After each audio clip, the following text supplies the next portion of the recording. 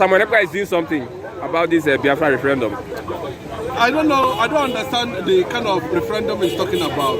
You know, I think I've made statement in that regard on this platform. I don't understand that kind of referendum. You know, if there's going to be a referendum, I don't know where it's coming from. I don't know who that's there.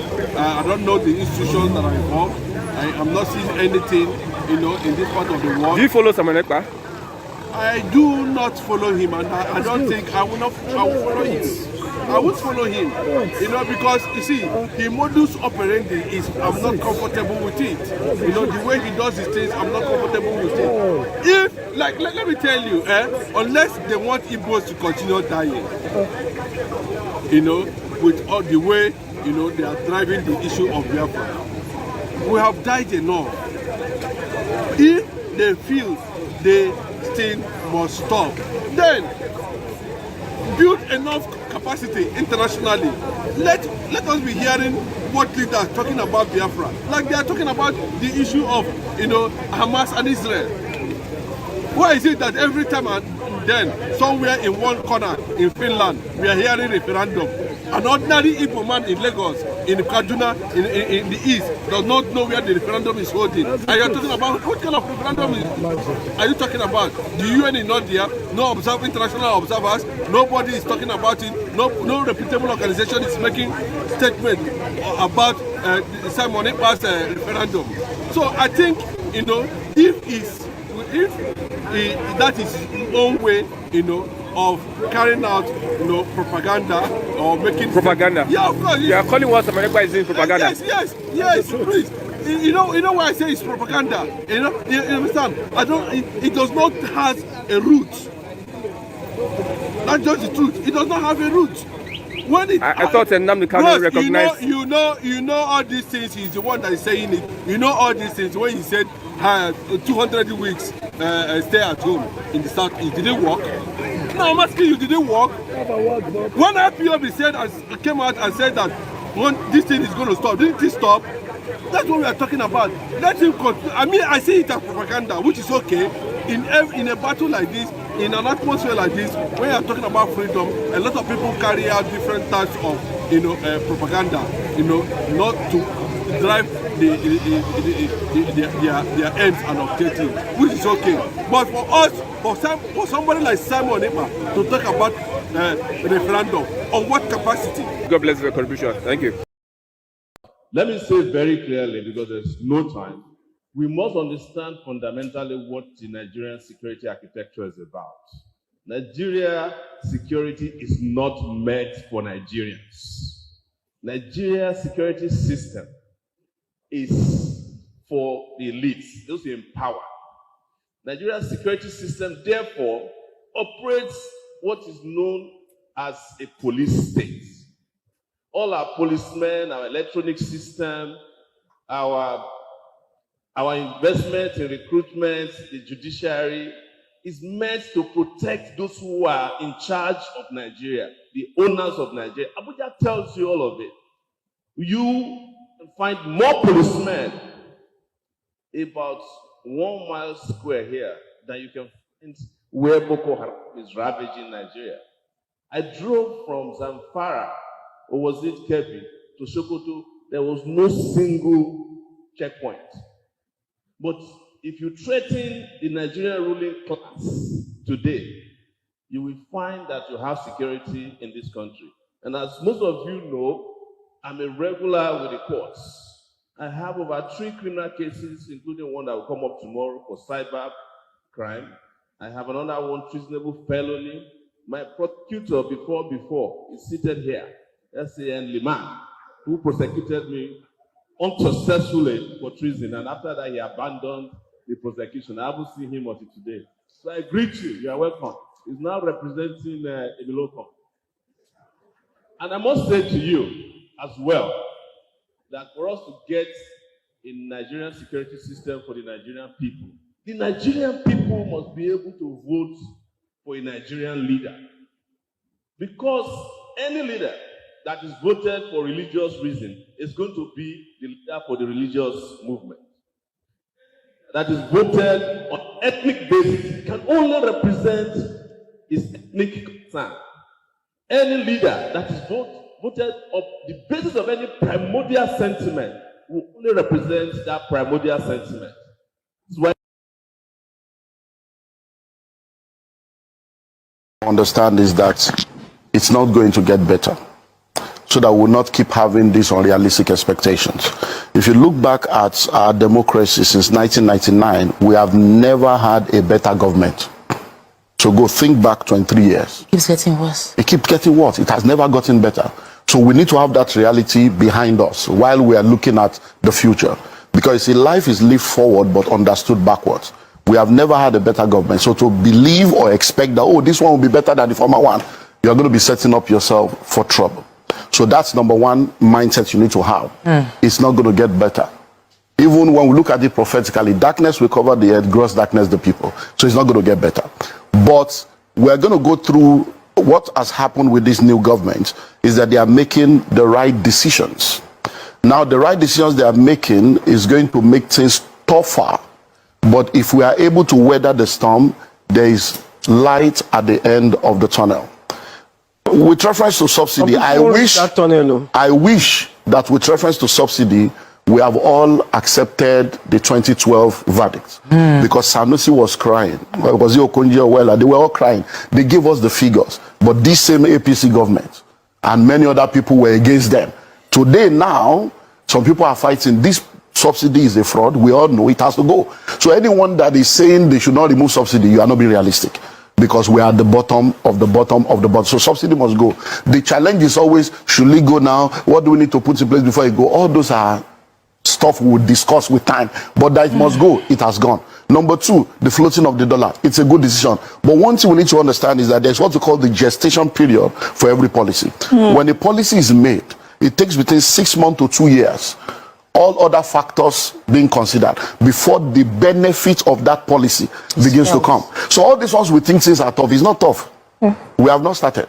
So don't even disease. You have not started because we are just less than 2 months in the policy now. So it is when the policy goes through its gestation period. So for the fuel subsidy, for instance, it's going to go higher and higher. Then when all the fuel that people that have given licenses have come in, then it can begin to go down. But don't forget that we don't have any refinery. We have not been able to have one refinery in almost 40 years. Yet an individual did one in less than 4 years. Another one is doing one now that will be ready in another 4 years. It shows that we are not ready. So for you to be expecting that government will do something for you, you are fooling yourself. The government is not there to help you. So you have to think of how to help yourself, which is where survival strategy now comes in. So my own advice for individual is to understand that the principles that makes for surviving and thriving in any economy has never changed. There is nothing you are going through today that people have never gone through before. They survived it. If we survive lockdown, we'll survive this one. We just need to face reality. And the reality is twofold. Increase your income or reduce your expenditure. But many times people always think of increasing income alone. Reducing your expenditure is a major aspect of surviving any economy because the income will not necessarily increase if you don't have value that you are offering that will demand money to flow to you. So if you are earning salary will not increase. They will even most likely sack you. Because if I'm to advise an entrepreneur right now, entrepreneurs should be making the tough decisions. Tough decisions includes letting go of people that you can survive without. Letting go of people so that you can be able to have a lean operation and then be able to survive as a business. So that means you that think that things are tough, that the salary is small, you most likely even lose that small salary because entrepreneurs will have to make the tough decision. So number one is reducing your expenditure. And I want to deal with the major aspect of life. And please listen to me objectively if you want solution. Everyone needs to understand the majority of what you are spending money on, you don't need to spend money on them. You are spending money on them because somebody has programmed you to think that way. And until we go back and face reality, we're going to remain. So let's go to the major thing. Food, clothing, shelter, academics. Those are the things that take money. So let's break it down. Number one, food. You say 3 square meters. Is 3 a square or a triangle?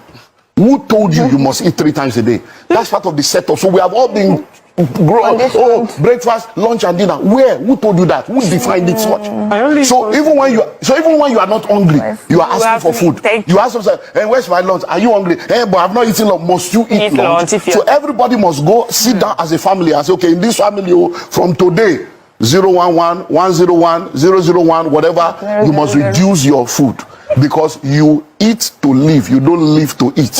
If you eat once a day, you will not die. No. You're going to go through a period within 2-3 weeks, you will adjust. You'll be shocked that once a day is okay and you'll be healthy. Once you eat well, that's on the food aspect. On the issue of clothing, we don't need to talk too much. Most of the time, it's self-esteem issues. People don't even know what you are wearing. There's what we call the 20-40-60 principle. When people are in their 20s and in their 30s, most of the decisions they make is based on what people will say, how people will feel. By the time you get to your 40s and 50s, you don't care what anybody is saying. By the time you become 60, you realize that nobody was even saying anything in the first place. You are the one setting yourself up. How many times have you done hair, wore shoe, and nobody saw? That you now told them, you didn't see myself, you do shoe. Your husband will give you money to go to salon. And you will return, and he will not even commend you because he has forgotten. There are many things the man is thinking of. It's not that you went to do hair. So most of the things we are spending money on, all the clothes you have in your wardrobe, your bungalow is in your wardrobe. All the clothes you have in your wardrobe, how many have you won? All through lockdown, what did you do with those clothes? We are bag and shoe to match. Our destiny is not matching our bank account. We are wearing bone straight. Our life is not straight. Amen. We are wearing 3-piece suit. We don't have three-story building. We need to cut down on all the waste and excesses. Then let's go to shelter. Now you have a wife. Many of us grew up in room and parlor. You want to stop him? Husband, wife, and 5 children. We grew up in one room. We grew up in room and parlor. We survived. Cotton was what our parents were using to survive. They didn't have car, they were happy. Now you have cars, you are sad. Now you are in duplex, you are frustrated. Why? Because we have built our appetites over the years based on materialism, what people will think, what people will feel, and we have set ourselves up. You'll be amazed that in Lagos today, the illiterates are the landlord, the educated ones are the tenants. All those people we call illiterate that we think they don't have brain, they are the one buying land, building houses. You now, you go and park a 14 million naira car in an 8 million naira rented apartment. You think you are a big boy, you lack understanding. And the tenant will be calling you a guy tenant, the landlord will be calling you a guy tenants. So we need to cut down on houses. Any room you don't need is not your own. Abroad, they do fostering, they rent out room. It's time for us to begin to think, okay, this one now, do I need to move to Ibadan? Do I need to move to Ogun State? Do I need to move to a cheaper place to save my destiny and save my family? Because it's not going to get better. Do I need to move from 3-bedroom to 2? Or from a duplex to a flat? Do we need to cut? That is what needs to happen. Then let's go to education. So Olumide Emmanuel has been giving us some grass bows that we need in the season.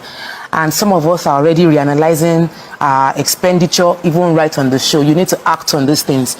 You were going to go into education. Let's go into education. Number one, who told you that you must go to school? Where did you get the idea from? Who ingrained that thinking into you? A child is not supposed to go to school until the child is 4 years old. Because we destroyed the public education, a generation of private school owners came and started coming up with products to take money from our pocket and program us into the bondage of education. So they start talking of preschool, kindergarten, all kinds of names for the first 4 years where nothing. And many people now, that's what you are spending money on. So your husband is earning 250. You are earning 80,000 or 100,000. So the total money coming to your family is 350. The school fees you are paying is 200. Where is the wisdom? Can't somebody stay? Well, good morning to you viewers. Let's begin what's trending. With reactions trailing the protest in Minna, Niger State, on Monday, residents trooped out in large numbers to protest the rising cost of living occasioned by the downturn in the economy. Young men and women blocked a roundabout, stopping vehicular movement. Efforts by the police to stop the protest and disperse the protesters failed. The deputy governor of the state, Yakubu Garba, was at the scene to address the protesters.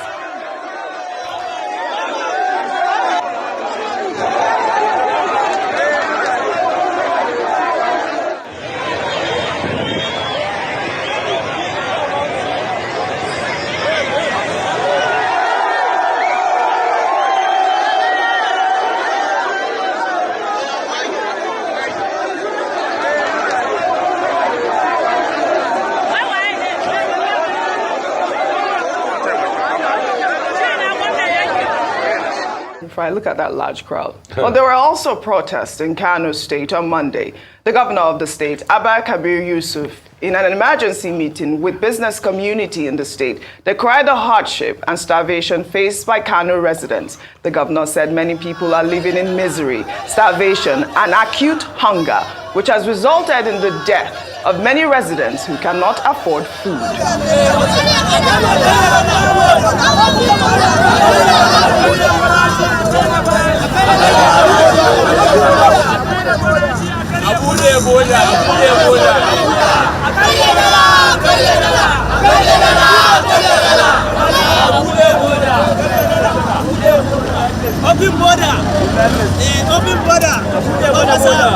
Well, the All Progressives Congress has alleged in a statement signed by Felix Morka, the party's national publicity secretary, that opposition parties are instigating mass protests to undermine the administration of President Bola Ahmed Tinubu. The statement was posted on X by the president's special advisor on information and strategy, Bayo Ononuga. The statement reads in part, in its arrant desperation to portray the All Progressives Congress, APC-led administration as underperforming, opposition parties have resorted to instigating unsuspecting young people to protest in the streets of some major cities. The protests in Minna and Kano earlier today were the manifestation of this devious and unpatriotic plot. That the protests happened simultaneously in both cities is not coincidental. It bears a bold stamp of an orchestrated and coordinated effort to instigate unrest and undermine the government. While we recognize the right of citizens to engage in peaceful protest, we urge our good people to be vigilant and not lend themselves to the treacherous attempt by the opposition to promote social strife by its incendiary rhetoric and manipulative plots. I mean, Rufai, this is just really alarming to see that, you know, this is coming from, you know, the APC say. I mean, you saw the large crowd in Minna. Yeah, I mean, I don't know if it's still campaign season. Nigeria's an APC state. Exactly. I don't know if it's still campaign season. But this is real. This is real. Let me just take a comment from Shehu Sani, who wrote, the protest in Minna, Niger State, against the high cost of living falls within the ambit of the right to peaceful dissent. Protest against the cost of living was also done in other European cities experiencing economic pains. The protest is simply a message and a call for immediate and impactful measures to address the problems of the epidemic of poverty in the country. Go ahead. You know the conversation here now is when you know, when you're coming out to protest, these people come out and debunk your claims. Either they call it fake news or sponsored. Opposition. Are you an opposition? Me? I'm not an opposition. Me, I'm just a citizen that is seeing the way hunger is going in the country and that fears for Nigeria that if something is not done, we might be in a quagmire. In fact, we are there already. And this was a result of bad decisions made hitherto, and we can't say that enough. And what are the solutions? If we have a strategic grain reserve, can we put that out there? Post-harvest losses, can we increase yield? Can we bring security back so that the farmers can farm? Can we ensure we give subventions? Some of the ideas that were put forward to also before, let us remove the tariff on all those big crops, you know, wheat, barley, and all of that. And let's also ensure that people get food one way or the other. Everything should be done, make it easy for food to come in. Because one of these problems will date back to the last administration when you had the border being closed. You know, for the hypocritical people that are responding that says opposition, what opposition led all of this? Don't gaslight the people. Mr. Bayo Ononuga was seen in the statement to be saying, trying to justify that Nigeria's cost of living is not high compared to other countries. Oji, when the protests on rice in Liberia started in '79, those were the exact words President Tolbert was using. But that protest became so severe in the country. Now you are saying it's opposition. Opposition for what? Who cares? In an APC state? Niger is an APC state. Bago is an APC governor. Yeah, people are suffering. You are saying opposition. You are saying opposition.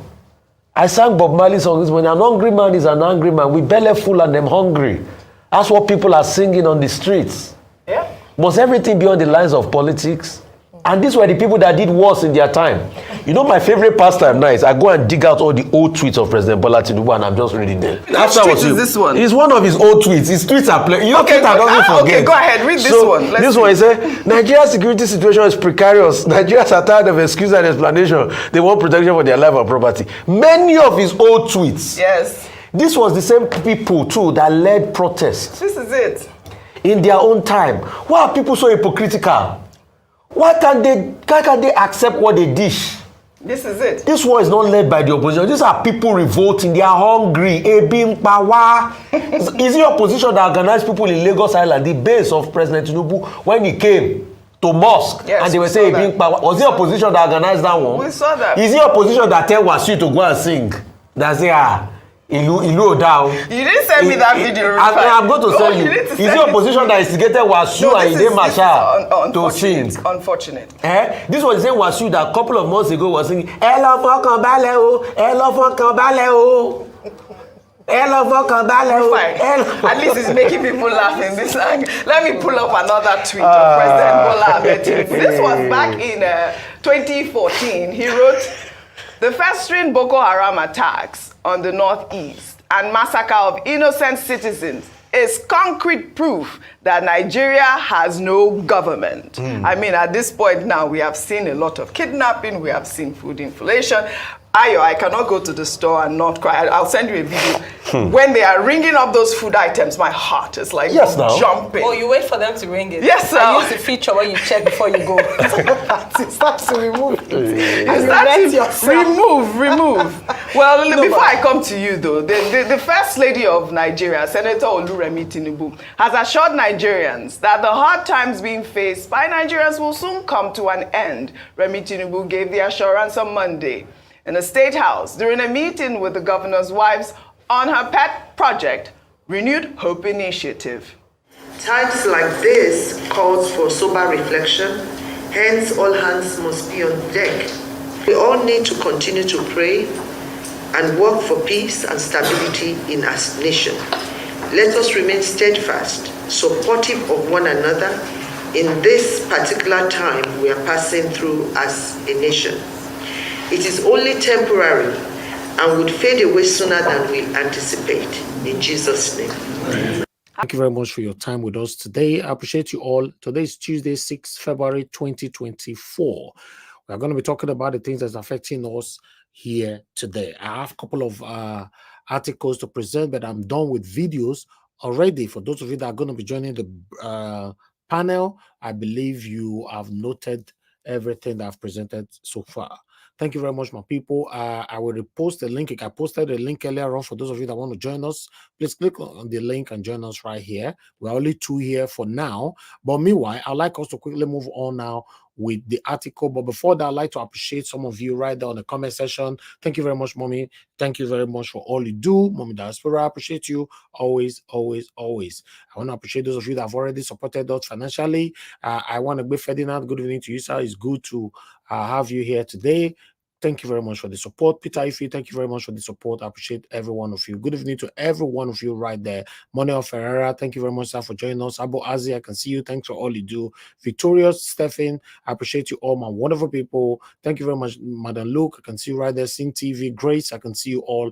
Thank you, Jeko Obedient. Thank you, June Obaseki. It's also good to hear from you, June Obaseki. It's been a while as well. Thank you very much, my people. Adelaja Ogumbiyi, thank you very much for joining us. Good evening to you. Mark Gold, I can see right there, and many others that are just joining us or that have joined us already. May God bless you all, Amaka E, and many, many, many more people right there. I would like us to quickly move on right now. Let me present what I have for you guys so that we can start talking on time. As you all can see, yesterday, because I was talking about the time that we spent here, we spent about 6 hours, almost 6 hours yesterday. Some of you said that I spent so much time in my presentation. So today I said, make I see if I can limit the time of my presentation as well. I'm going to try to work on that because nobody's perfect. I thought maybe I was doing something good. So I'm going to see if I can bring my presentation to you guys like a maximum of 30 minutes. But I don't know how we can work on that, but we'll see how we can work on that. But meanwhile, let me move on. We are still in the process of the of the presentation right now.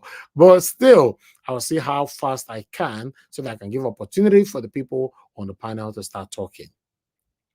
As you all can see right there, the first article that I have for you guys is coming from Parallel Fact. This one is saying it's coming from Aisha Yesufu. Remember, a couple of days ago, Aisha Yesufu came out, lamenting, screaming that the DSS are allegedly planning to arrest her for treason. Now she came out again saying that Tinubu is an illegitimate president who rigged election and presented fake certificate. So she's even overdoing it right now. If you want to arrest me, go ahead and arrest me, as long as what I'm saying is backed with facts. So I'd like to take one or two paragraphs from here quickly. Aisha Yesufu, a prominent Nigerian activist and a co-convener of the Bring Back Our Girls movement, has launched a scathing attack on Bola Tinubu and his party and the All Progressive Congress APC on our X page. If you see the way she take verse this time, because she's actually waiting, maybe they can arrest them. But meanwhile, I'm not going to take more on this, in case you guys want to read any article that I present right now, please just go straight, to the article and read more of it. But meanwhile, I would like to quickly bring this one to your screen as well. The current situation of the country, it looks like the satanic party of Tinubu APC, they are not done yet with you guys in Nigeria. Yes, because that's what it looks like. People like say they want pepper una more before una go know una left to right. As you can see right now, the current situation right now in Lagos is fierce scarcity. Hit Lagos as long queues emerge in filling stations. Yes, una go yoya where. Naim Tinubu the tell us so say February 6, 2024, today, the scarcity was said to have caused gridlock in some part of the state and a sudden hike in transport costs. Petrol scarcity has been reported in Lagos State as long as queues emerged in some filling stations on Monday. The scarcity was said to have caused gridlock in some part of the state and a sudden hike in transport costs. So I'm going to leave that right there in case you want to read more as well. Please just go to, this one is coming from Sarah Reporter, then you will read more and get to understand more. Please bear with us, guys. I have a couple of things. Let me see. I think I still have about 3 to go so that we can take it from here. Bear with us. Bear with us. I'm almost there. As I'm doing my part right now, I beg every one of you right there, please do your part. Press on the like button. Help us to share and hit on the $sign. Support what we're doing. Encourage what we're doing here. Okay, you can see that one right there. NAS gives Tinubu 14 days ultimatum to address the economic hardship or face protest. 14 days, me go help the accountant because now when they give this one, so I said now yesterday, okay, me go help the account this one. Say we are very good at giving days and all that ultimatum, but we don't keep to it. Once they call the head of this NAS just now, you'll see go on to speak actually for us on Arise or maybe channels. The Southwest Zone of the National Association of Nigerian Students, NANS, has threatened to take to the streets in 14 days should President Bola Tinubu fail to mitigate the widespread hunger and economic hardship that continues to ravage the country under his administration. Okay, let's see if I can take 1 or 2 paragraphs from here. This was disclosed on Monday in the media briefing which held in Osogbo, the Osun State capital. The briefing was convened by the coordinator of the zone alongside the General Secretary, Alao John and Sani Sulema Olamide, to address the looming economic crisis occasioned by the inflation depression of the currency and the affordability of the supplies important for basic survival. So they went on by saying the association is hereby issuing a 14-day ultimatum for the President Tinubu to respond to our demand and implement concrete measures to tackle the cost of living crisis. Failure to do so will result in mass protests, the group said. NAS Southwest Zone is going to mobilize students and citizens to take to the street in large numbers. According to the student group, the economic downturn has put basic survival needs, including housing, food, healthcare, out of reach for many average Nigerians. They went on, quote, the impact of this economic pressure has been particularly severe on the average Nigerians, making it increasingly difficult to afford basic necessities such as food, shelter, and health care, Mr. Alao said in his delivery. Many families are struggling to make ends meet with stagnant wages and rising prices, pushing them further into poverty, he added. The association tasked Mr. Tinubu to immediately take concrete actions aimed to alleviate the living crisis. There is an urgent need for swift, decisive action to mitigate the impact of the cost of living crisis and restore hope and dignity to millions of struggling Nigerians, Mr. Alao said.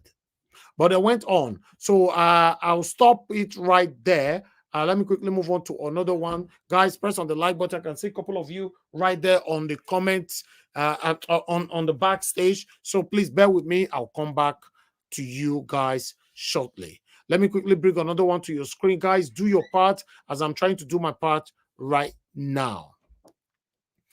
All right. Which one am I bringing in right now? Okay, yes. I'll bring in the central bank governor. The central bank governor was scrutinized at the Senate. You know, this is what he has to say over the backward economic crisis. Okay, let me put this on screen quickly, guys, so that we can take it from here. There are so many distractions, like I normally say with all these articles. So we try removing them and the consumer our time most times.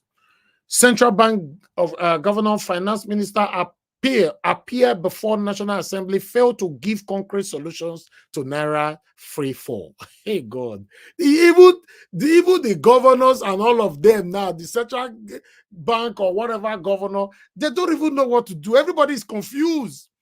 They ask me, who me I go ask? That is the situation of the country right now. The Apex Bank governor, during his appearance before the lawmakers during plenary in Abuja, briefed them on the free fall of the Naira and other issues affecting the monetary side of the economy. The governor of the Central Bank of Nigeria, CBN, Olayemi Kaduso, the Minister of Finance and Coordinating Minister for the Economy, Wale Edu, the Minister of Budget and National Planning, Atiku Bagudu, and the Chairman of the Federal Inland Revenue Service, Zach Adediji, on Tuesday appeared before the House of Representatives to speak on the current state of the Nigerian economy. I'm just going to leave that right there as well. In case you want to take on that, please go to Sahara Reporter and read more. I think I still have 2 more to go, please. Bear with me. Let me quickly put this right there. You know, since I try my best, they try my quick do them before I go attack me and say I don't take forever to present everything finished. Please bear with us, guys. It's not too easy doing this job here. Okay.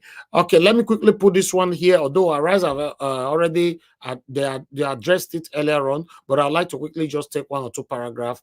You know, this one is coming from a Rise News article. Opposition parties instigating protests to undermine Tinubu's government, says APC. How can APC say such a thing, for Christ's sake? Upon the suffering that is currently going on in the country, do you think somebody still need to instigate any kind of protest? These people are feeling the pains, the hunger. You are saying people are instigating protests. I don't understand. Must everything be opposition? Eh?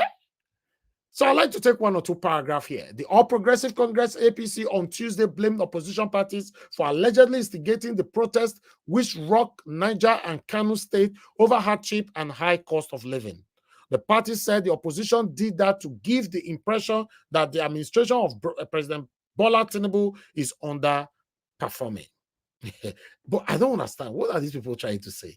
Anyway, let me leave this one right there. Me, I don't understand. I'm not getting it. Why will any opposition instigate this right now? You know, so I think we are done. The way it's going right now, let me see. Okay, yes. I think we still have one more to go. Please bear with us. I still have two more to go. Spend on. Okay, I'm just going to leave these ones here. I'll come back to it. Okay, let's take on this last one, but I'll leave the rest for now. We might come back to it if the time is permissible later on. Okay, let me put this on screen. This one is coming from Atiko. It's vital. Let's quickly just take it before we start talking. Okay, as you all can see right there, several multinationals, including GSK, Unilever, have exited Nigeria over Tinubu's policies. Atiku lambast APC spokesperson, mock everything. Please, everybody stay mute. Thank you very much. Okay. Atiku lambast spokesperson, mocker. Okay, let me quickly take this one here. Bear with me, guys. I'm just trying to remove the distraction. Okay, as you all can see right there, Atiku said this on Tuesday in a statement signed by his media advisor, Paul Ibe, while reacting to a statement issued on Monday night by the All Progressive Congress APC National Publicity Secretary, Felix Monk. Former vice president and the presidential candidate of the People Democratic Party, PDP, in the 2023 general election, Atiku Abubakar, has said that President Bola Tinubu has taken his game of blaming opposition parties in the country to the next level. Atiku said this on Tuesday, which is today, in a statement signed by his media advisor, Paul Ibe, while reacting to a statement issued on Monday night by All Progressive Congress, APC. Then he went on. Monka had accused the opposition political parties of being desperate to portray Tinubu's APC-led administration as underperforming by resorting to instigating Nigerians' youth to protest in the streets of some major cities across the country. The ruling party alleged that the protest in Mina, Niger State, and Kano State on Monday over high cost of living was orchestrated by the opposition political parties to present threat to public peace and national security. Sahara Reporter earlier reported that the Nigerians, including supporters of the APC on X, formerly Twitter, berated the President Tinubu-led government over the inflation and hardship in the country. I've talked this one since. Why will anybody, instigate people who already they suffer? I don't understand. But I'd like to take on this. Let's continue. Ibe in the statement said the presidency failed to provide a credible defense of President Tinubu's failures in tackling Nigerian economic challenges, stressing that Atiku offered better policy options to Tinubu's morbid prescriptions. Article 8 stated that the presidential spokesperson, Bayo Ananuga, failed to provide a credible defense of Bola Tinubu's failure in tackling the economic challenges facing the country in the characteristic manner he resorts to insult and name-calling. He went on, unquote, he demonstrates ignorance of the happenings around him as the denies, for example, that Bola Tinubu's policies are creating excruciating pain and causing despair. We wish to respond to him as follows. He went on, unquote, point 1. Did Atiku offer any better policy option in his run for the presidency? Yes, he did. His living, prescription, contrast, self-sharply, and all that. So I'm going to leave this one because they went on trying to rain praises on Atiku. As far as I'm concerned, Atiku, Tinubu, all of them are satanic. But meanwhile, thank you very much, my people. I appreciate every one of you listening to us right there. Thank you for your time with us. I'm done. I tried to round up my presentation today under 1 hour, and I did. For not give me credit, I'll give myself credit too. Thank you. Thank you very much, my people. I appreciate every one of you. I God bless you. Thank you. I can see June Obaseki. Thank you very much for the super chat while I was talking. May God bless you, madam. I appreciate you always. Every one of you that is supporting us directly or indirectly, sharing our broadcast, supporting us financially, joining our panel, calling into the show, commenting and otherwise. May God bless every one of you. We are here talking about the things that is affecting you and I. Meanwhile, I would like us to start talking. I'm going to start with the panel because we have Mr. Alex. I'll pick up calls after Mr. Alex. If anybody calling in, I got 2 missed calls already. But let me start with Mr. Alex. As you know, he's joining us from Nigeria. I always like to prioritize him. Thank you very much, Mr. Alex, for joining us today. Good evening to you, sir. Please, I'd like you to talk to us. Thank you, Mr. Niger. I say bountiful salutations from my domicile and from my audience table. Thank you for always lending us your social media vuvuzela for us to express and code, our ideas to the people. I greet those on the comment section, my fellow panelists, and of course, viewers worldwide. Coming to your platform, Niger Watch, is not a right, it's a privilege. I don't know how you built your platform. I don't know the things you went through. So I thank you. I'm always humbled to come here, to learn and also teach people. And also lend my voice against injustice.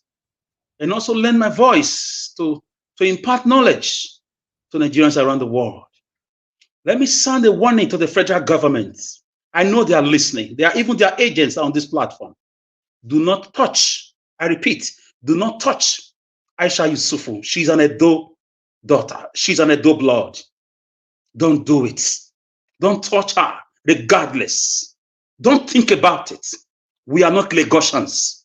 With respect to Lagosians, this is not Mohbad case. Don't do it.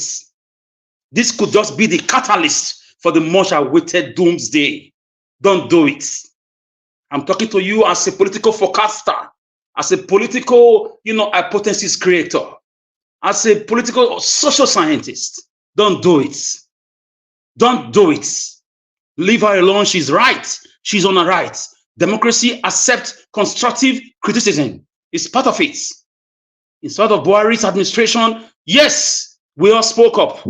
Yes, people were arrested, but do not try to take her life. Do not try to do what you are doing with other people. She's an Edo blood. It's different. This is a warning to DSS Edo State, DSS Abuja, whatever you are, is just from a political expert. It could just be a trap. Don't do it. Don't do it. Forget about it. What will happen is going to be a big problem. Edo issue is different. You can take our properties, you can demolish our houses, but you don't go around taking Edo lives. It's not done anywhere. Edos are going to do something about it. We don't wait for police reports. No, we know what to do. We know what to do immediately. Don't do it. Leave her alone. What she said is true. Didn't you rig elections?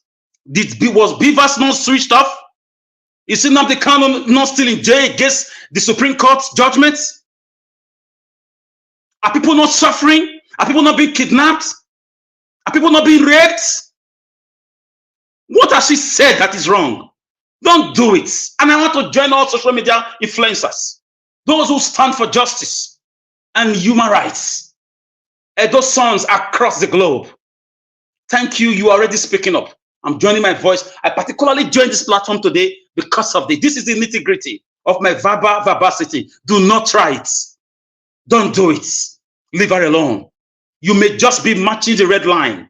Don't do it. Yes, government is powerful, but not in all cases. You choose your battles. She's an Edo daughter from Auchi. We have Muslims there. She's our blood. We are not other people. Please leave her alone. Tinubu, APC Edo State, pass it to your party gangsters in Abuja. Pass it to DSS. Don't do it. The governor in Edo State can attest to that. They know their boundaries. You cannot go around taking Edo lives directly like this. Fulani Esme did their issue. We put up a resistance through the social media and physically we did. We don't care what happens. Don't take our children's lives. We are not from other regions. I don't want to break the rules of the platform. Don't do it. Don't do it. Don't do it. Don't do it. Don't do it. Thank you, Mr. Nijawash. Thank you. I've listened to her over and over again, and she has our support. I trust Edo. I trust my Edo people. I trust them. I trust Nigeria. It's not about tribe now. I'm speaking for my own right now because we don't have a country. It's a fraud. It's a scam. PVC has proven to be a scam. INEC has proven to be a scam. It's a fraud. And it will always be a fraud until we sit down and tell ourselves the truth. I will not even want you not to do it. If you want to do it and wait. It will start again from Edo State. And this time around, it will not be like before. Because we are looking for how to express ourselves. We've not seen that right channel. If you want to give it to us, up to you. But I will advise you, don't do it. You've stolen a lot of money. You don't care about lives. You are busy gallivanting around the world. Instead of turning the country into a construction site in development, you are busy buying cars for 160 million. You are busy acquiring material things to show the darkness, the wickedness of a black leader. That's how they behave. 99% of them. The darkness. It's only wicked men and women that rejoice in darkness. Your country has no electricity. Listen, guys, I'm talking to you with a candle light. This is a candle light in my parlor. I've not gotten fuel for my gen. This is a candle light in my parlor. I've never opened my camera in a very long time. This is a candle light. It's only wicked people that rejoice in darkness. I'm working on gadgets given to me by my siblings abroad. That's why I'm able to join the platform. So it's only evil men, senators, rep members, governors, they rejoice. They gallivant in darkness. They rejoice in dirty water. Our people have no water to drink. If you don't have money to sink borehole, you are gone. You are sunk in this country. Don't touch her. Don't think of it. She's an adult daughter. It's a warning. Pass it. Tell it in guards. Publish it in the streets of Askelon. Let the APC see it. And let the PDP behold it. That this is not one of them. She's different. She's from the great ancient Benin Kingdom, and she enjoys that protection. May I remind you that the NSAS, yes, it was being promulgated from 2012 and 2014, but the action part of it started from Delta State and Edo State. Benin City, precisely. Don't do it. Don't touch her. Don't dare. Don't dare. It's going to be too bad. And of course, you know already. You know from history. Babangida must go started from Edo State, Uniben students. So we are being incapacitated because of this fraudulent federal character. When we speak the truth, what are we asking for? What do we even want? What are we asking for? Medical care. You go abroad, you see these things. Is this how you hate your citizens? What did she say? That is a lie. What did she say? What has she said now?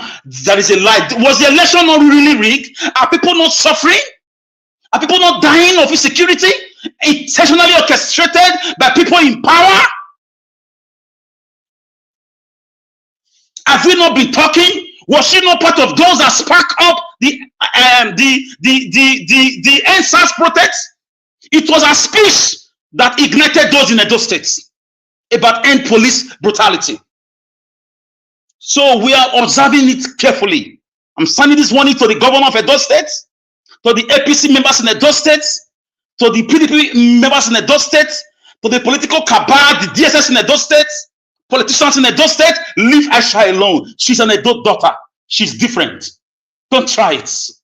Don't try it. You will definitely remember me that I warned you from a professional angle, from an historical angle. It's not everything your bullet will do for you. Don't do it. Nonsense. We live as a nation, the greatest nation on African continent in terms of resources, if not the greatest on the planet. Yet we have baboons, animals who do not have human feelings. And when you talk, people come against you with all aspersions, all antagonism, vituperations. They come to you with all sense of attack. They come on you because of the carrots you are getting from your family members and friends in government. How long? How long?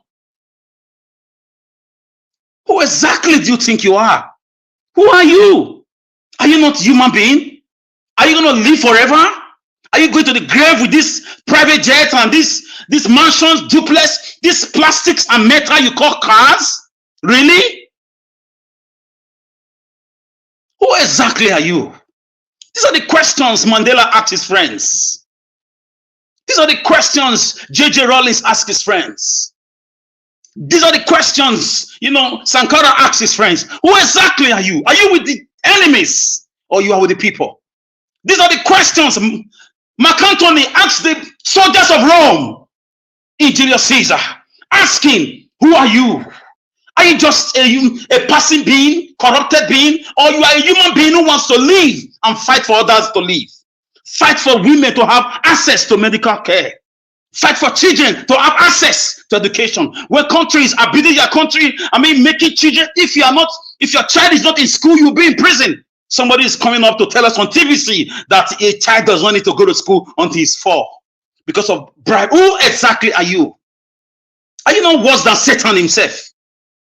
People are building their countries. You are busy wickeding your own citizens. You're borrowing money and stealing this money. Going around, orchestrating security. Working with some international bodies to fake insecurity. We know it's fake. It's done by you people in power. My name is Mr. Alice. I have proof to that. People can't go to farm. People can't travel. If you are traveling and you budget money for kidnappers, in case you are kidnapped, you have to keep like 1 or 2, 3 million in your wallet or in your bank for transfer. You can't travel by air because you are not even sure if the plane is up to date. They bring allegedly planes used by countries for 30 years and paint it with different colors and name it. It's just a political cacophony. It's just a mess. A whole mess. We cannot conduct elections and declare the real winner. Our children are not telling us that the education is a scam. Our young girls have been forced into prostitution, not because they are prostitutes, but they just have to survive. You don't judge them. Countries pay their citizens for not being employed. It's called unemployment benefits. Countries support you when you have ideas. They give you grants and loans, payable in 10 years or 20 years. Countries give scholarship to the best students in every school across the country. It doesn't matter how many there are. Countries go into research to find out how they can improve on the welfare, agricultural system of their own country. Our leaders are busy suppressing us.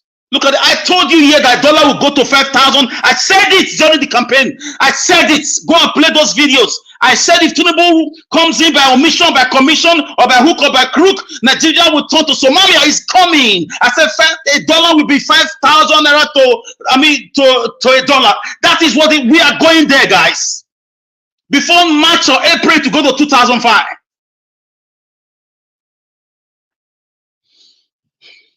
I said it, and I'll keep talking. It took Mandela and his friends almost 30 years to get it right. We are not the ones who started talking. Nigeria was thank you for your platform. God knows why he brought internet. This is like the rope to the dying citizens of Nigeria in the deep blue sea of wickedness, of heartless and corrupt vultures who call themselves politicians. Social media has become the rescue rope dropped from the helicopter of technology for us to raise our hands and not be drowned even when we cannot swim. We have evidence that we won these elections. When the election was going against them, they quickly turned off the beavers. What has she said that is wrong? I'm in my house now for 2 weeks, no electricity. 2 weeks. I'm surviving on the benevolence of my siblings abroad and of my savings. But how long will I be living like this when I am from a country that is #1 oil producing country in the world, in Africa, and a member of OPEC? What a paradox. paradoxical, nonsensical, and a non sequitur indeed. And they gallivant among, themselves in across borders of the Western world. They see technology, they see education, they see the good roads, they see citizenship, they see security, they see everything. Why are you dark towards your citizens? One would have been hearing now that there is massive construction of electrical equipment across the country. At least one would have been taking out land right now. There is a reconstruction, a restructuring going on. There is a meeting across board from every tribe that makes up this fraudulent amalgamation called Nigeria. What do we see? Killings, raping, kidnapping of people, slaughtering of citizens. And governments are just quiet. Nobody is motivated enough to have seminars and condemn these things. Nobody is motivated enough, to call for, to put pressure on the wicked men and women who has captured the seats of power. All the good men, nearly all of them have been bought over by bread and butter politics. There has never been a time where wickedness reigns that you don't have good people. We are the good people talking. We keep talking. They say we are 4 people in a room. We beat them in that. Without 4 people typing, in a room. We beat them in their backyard in Lagos. We beat them, in Abuja. We beat them in Edo State. We beat them in Rivers. They had to resort to switching off beavers, announcing election result in the middle of the night. Don't touch her. Don't touch her. Don't try it. Don't think of it. She's an Edo blood. Have that in mind. Forget about her religion. She's an Edo blood. She's not from Plateau. She's not from Nasarawa. With respect to those from there, she's an Edo blood. Let her sink. Let her sink, guys. Pass this message. Let it sink. The only person Edo people listen to is the Oba of Benin. Have that in mind. The governments, they tread with caution here. With respect to them, yes, they tread with caution. They know their boundaries. You can't take Edo lives directly. You can't do it. So don't think of it. Okay. Let me just round up with this. I'm very emotional and I'm very angry with this. And the guys that are going around collecting money from allegedly from this party, for this evil to go on. Listen, your punishment is going to be worse. There's a life after here. You're going to face your maker one day. Don't know what you guys enjoy from wickedness. Now, I will drop it here. Thank you. Wow, that was a wonderful submission right there. Thank you very much, Mr. Alex. I appreciate you. Before I will comment more on that, we have One Man Went to Moon with us today. Let me see what they have to say. One Man Went to Moon. Thank you very much for joining us. Over to you, sir. Please talk to us. Yes, good to be here. Pardon me. Good to be here, Elvis. Yes, I just said to pop in, catch up with the Bulaba Lu and the Bulaba that is going on. So what are we raging and riling about this time around? You have it on your screen. Can't you see the title there? Before right. you join us, you can see what we're talking about. Well, I wasn't really, but if you're talking about Aisha Yesufu, I don't think she's under any particular threat because I don't think she's substantial enough of a figure to be under any particular sort of a threat. So I think this is just the hype of cloud, I see her very much in the bracket of that, is that Houdini or that guy, the one that purports to be a journalist. So I see her somewhat in that bracket, so on this Vuvuzela merchants that just rail and rile against the machine, just feeding raw meat to the carnivores. So that's essentially her role. Okay, so you're not sure that the DSS are allegedly planning to arrest her, right? I can say with some certainty that they are not, because it serves no currency that they would be. Of what relevance is Aisha Yesufu that the DSS would? She's just a vacuous noise in the ethers. What does she constitute? I take exception to that, sir. If Nigeria will allow me. Sorry. No, she's not a noisemaker. She's not a noisemaker. No, that's my opinion. So you're entitled to yours. I'm entitled to Okay, mine. can I interject you, sir, for a minute, No, please? I would rather you did not, unless of course the post was Because let him finish. Let him finish, Mr. okay, Alex. all right. Yes, by my perception and widely held opinion, she's just a vacuous noise in the ethers, along with several other vacuous noise in the ethers that make currency off the back of feeding raw meat to the carnivores, and that is essentially a stocking trade. I don't think she's of any So you particular enough think that importance. Aisha Yusuf is an irrelevant figure in Nigeria, right? No, her potency is to her adherents. Her potency is to her adherents. Okay, that statement there. Hold on, yeah. hold on. That statement there, unquote. Tinubu is an illegitimate president who rigged election and presented fake certificate. What can you say about that? Is she lying or? Well, no, that's her subjective view. That's been tested legally to the highest that the Nigerian judicial space can afford or can offer, and universally it has been found not to be the case. So but we do operate within a free speech, free thought environment. So she's entitled to her free expression and a free opinion, so long as it's not insightful. And I don't think she has the currency to incite, which is why I am confident that no attention is being paid to her by anybody of any real relevance. Okay, what about the statement from Peter Obi right there? Fighting corruption, criminality, vital for Nigeria economic growth, says Peter Obi. Well, yeah, that's that's a standalone statement. That statement stands. There's no genuity to that statement. It's like, can you imagine? No. Do you want me to respond to it, or do you want me to feed me the words and then I'll repeat them after you? Go ahead. There's no genuity to that. But it's not. Those words are not breaking new ground. It's like saying that if you go out in a heavy rain and you have nothing to protect you from that rain, you will get wet. So that sort of statement is just I don't want to repeat the word vacuous, but it's an empty statement, because it's fighting corruption, criminality, vital to Nigeria's economic growth. One of the main impediments to the economic growth of Nigeria is corruption.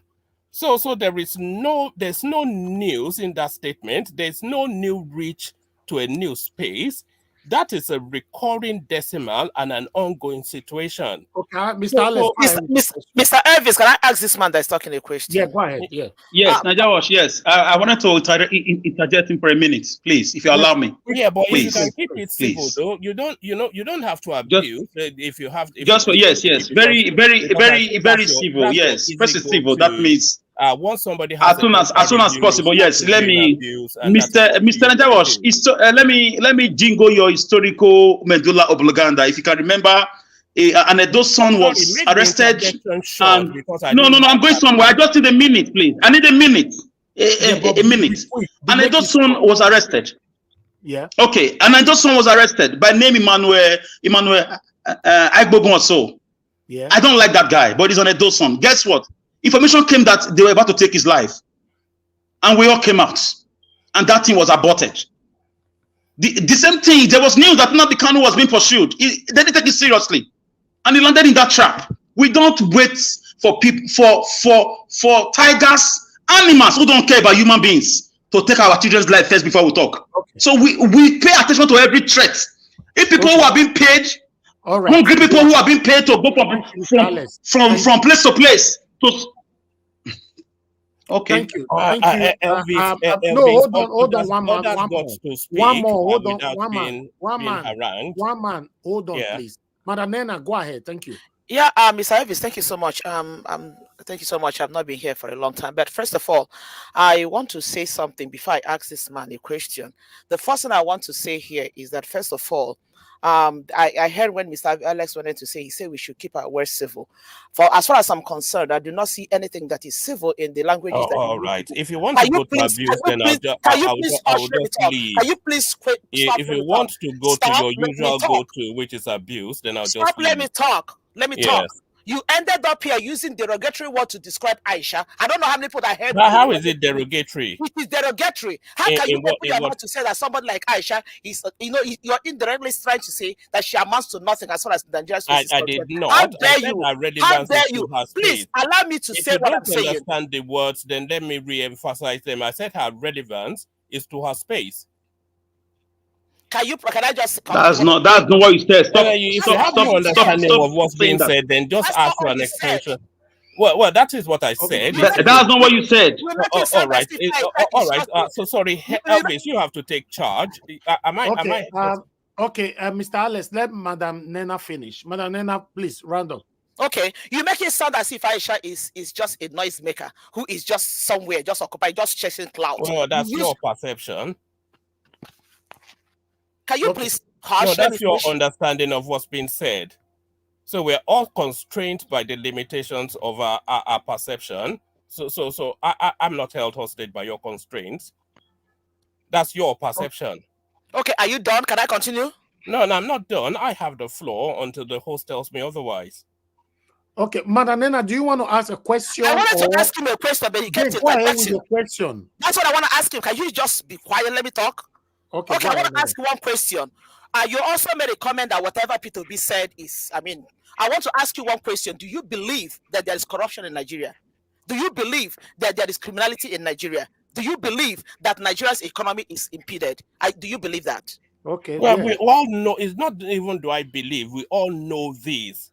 So yes, we all know this. That is why I am saying there's somewhat an emptiness to that statement, because that statement breaks no new ground. There is no new breakthrough. It's a vacuous statement. It's utterances for the sake of utterances, because it doesn't involve anything. Nothing evolved from this, because Madam Nena, already known. Madam Nena. Yes. Madam Nena, please. All right. I only have a couple more minutes, so however the host wants to use it. Okay, Madam Nena, thank you. You will talk later. Mr. Jonathan, quickly. Mr. Elvis, let me ask you. No, it's not a heckling session now. You let the first speaker speak. Pass the message to those that sent you. Aisha Yesufu is from Edo State. No, do that after I'm done. You usually do the abuse after I'm done. So do the abuse for when I'm done.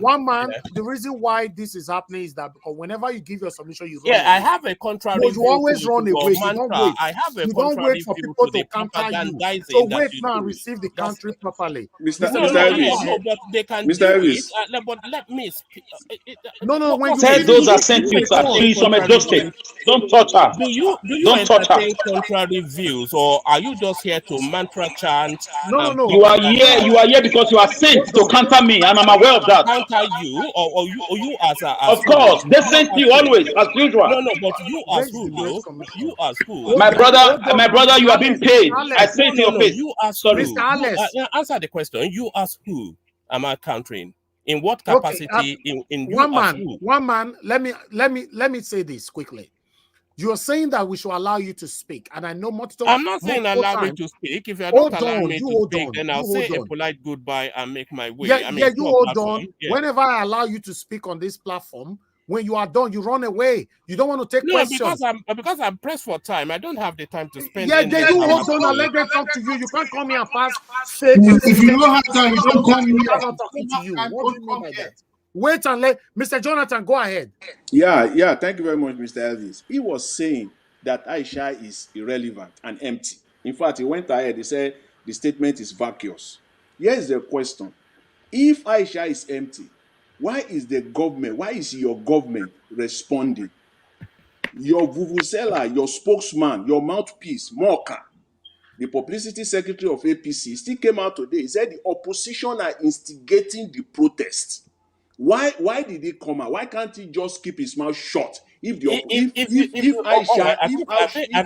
the thrust of where you are. So let me just say this, and then then second, I don't spend that much time. Then I'm about to leave. So you cannot say that she's empty, she's vacuous. When you yourself now, you can't even keep quiet.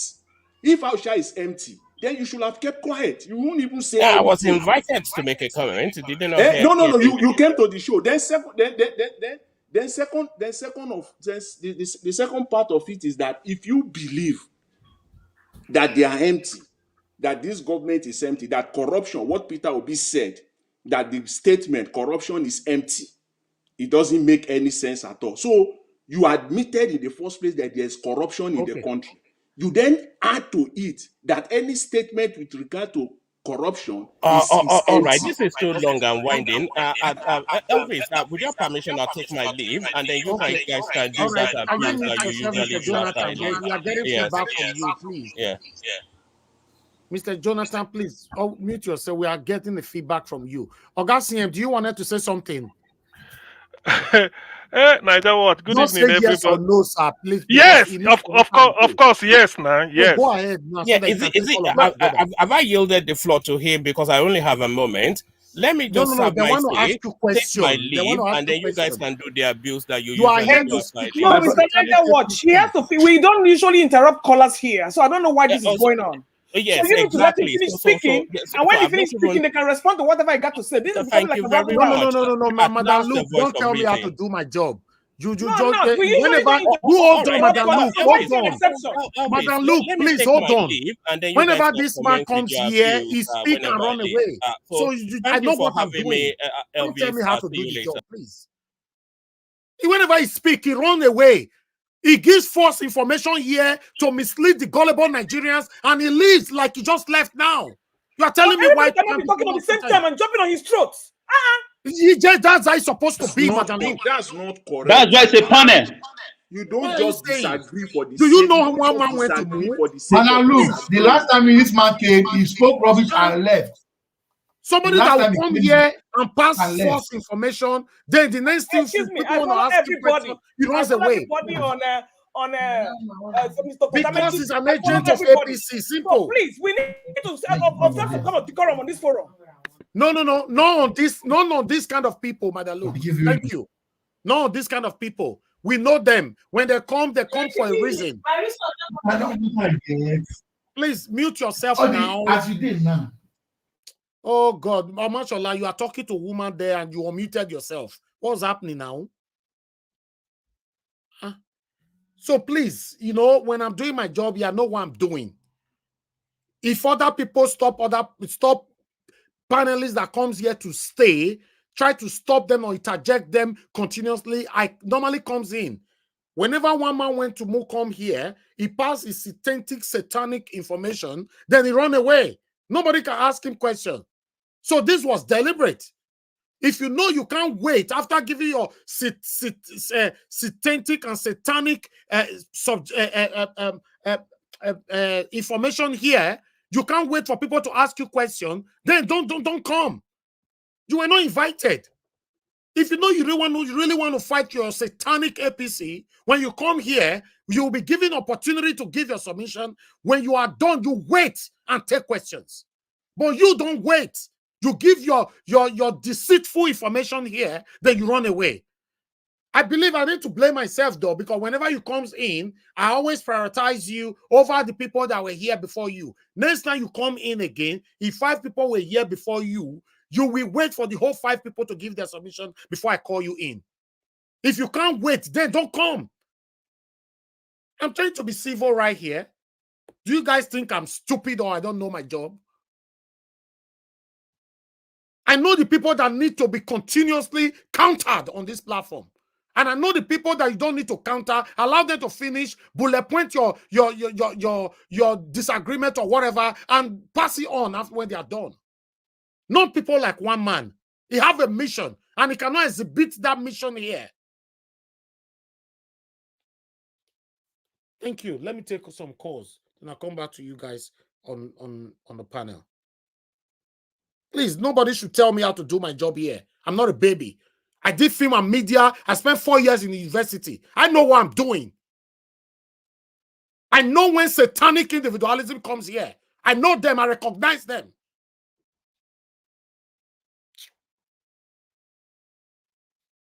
Let me return some calls because a lot of people were calling in. Thank you very much, Bright Asemota. Thanks for calling in. Good evening to you, sir. Please talk to us. Good evening, Mr. Niger Wash, and good evening, everybody in the house. Thank you for giving me the time to talk. I just want to be brief.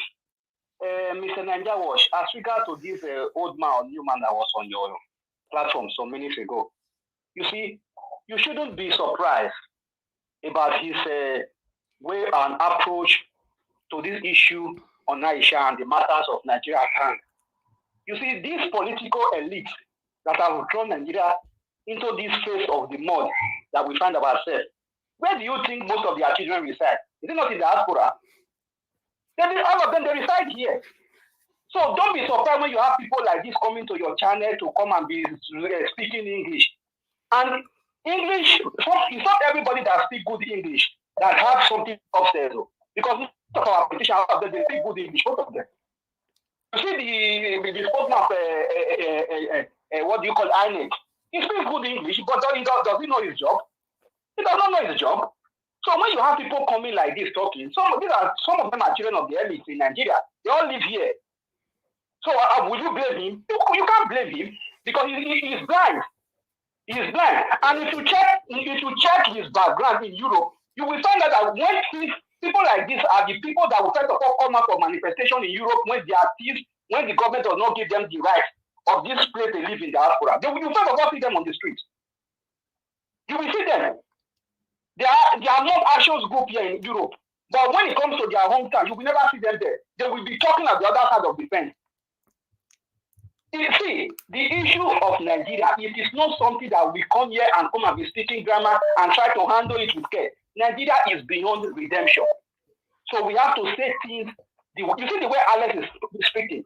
That's the way an average Nigerian should be loud and angry at this point of time. Because the way Nigeria is now, my brother, the only reason we are still together as a country and we are still managing is not because our politicians are good. It is just because you see that population, that Nigeria, that population we have. A lot of countries does not want us to split. Because if we split, only at those states, only at those states enter Ghana as refugee, we will take over Ghana, not talk of the other states. So everybody is kind of, no, you people should start to settle your differences amicably. Because they don't want Nigeria to be in shambles. Because everybody will collect. So these issues here in Nigeria, we should talk about it seriously. And let me quickly remind this new man of a person. If you are saying Aisha is not relevant, what do you say of your president that is outside his own country now with what is happening at home? How will you refer to that? Will you refer to somebody like that as a president that is outside with all what is happening still in Nigeria? He's outside the country. Can you refer to that one as your own president in a normal sense? Thank you. Thank you, Mr. Nanja Wash. Thank you. Thank you very much. God bless you, sir. Thank you. Let me take another call quickly. Mr. F.A., thank you very much, sir, for calling in. Good evening to you. Please talk to us. Good evening, Nanja Wash. This evening, my brother, I'm so very happy the way you handle this one man went to move.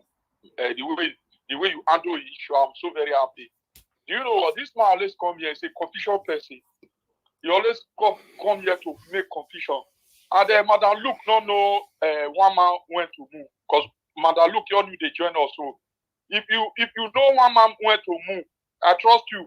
I know what you do to run this evening. That man is a confusion person. Niger Wash, what you do this evening, I was so very happy. Because if you allow her to leave, then people will not have time to have the opportunity to ask him questions. So the way you handle her, I like it like that. And next time if you come meet 5 people or 6 people, they will make their submission before you go make your submission. Exactly. Thank you, sir. Exactly. Thank God you. bless you. Thank you very much. God bless you, sir. One thing that you guys must understand is this. This is my job. When I see evil, when they comes in, I recognize them. Do you know how many people I counter on this platform every day that you guys on the panel don't see? You think we are just here, hello, Mr. A talk, Mr. B talk, Mr. C talk. I know them. We prepare for them. We allow them to talk. In fact, when they are giving their submission, if we sense any kind of satanism on it, then they need to be countered. I can only give fluent submission to anybody that wants the betterment of Nigeria in a transparent manner on this platform. If you are here and I know that you don't want the benefit, the betterment of Nigeria, you will be countered. Some of you asking me questions. No, if you know that, but look is saying, if you know that is whatever, you know him and all that, why did you allow him? The platform it welcomes anybody. That's why we are here to counter them. And this platform is not selective. Anybody that want to come in, you are supporting the APC, you are supporting the Labour Party, so you can come in here. But your submission will not determine if you'll be able to bear the heat on this platform. Thank you very much, Mr. Ben. Thanks for calling in. Please talk to us. Good evening to you. Can you hear me? Yes, sir. Please talk to us. Good evening to you. Okay. Good afternoon, Awai, and good afternoon to every member of the panel.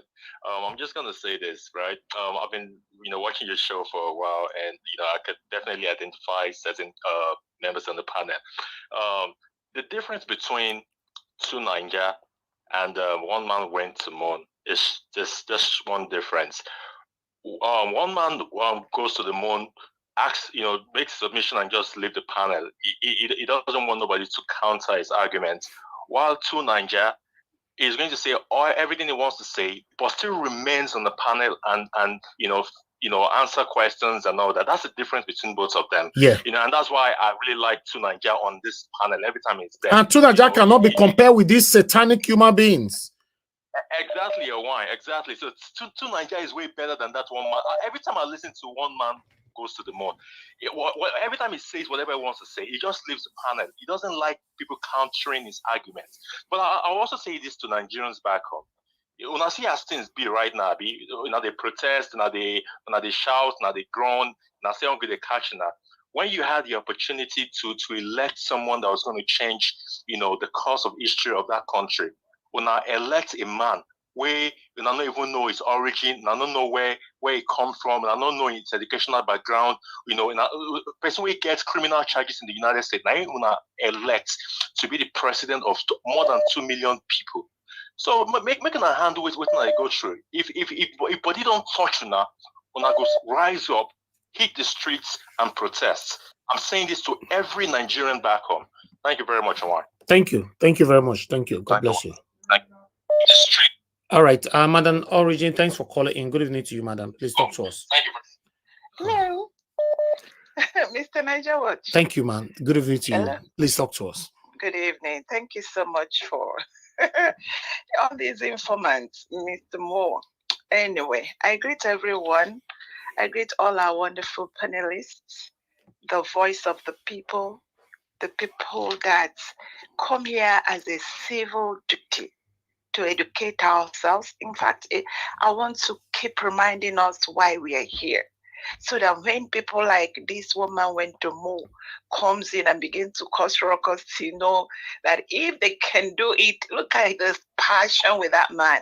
He is one of the reasons I come here every day, because if he's still breathing and causing all this smell across Nigeria, I have to keep coming to let the world, to let the world know that we have evil.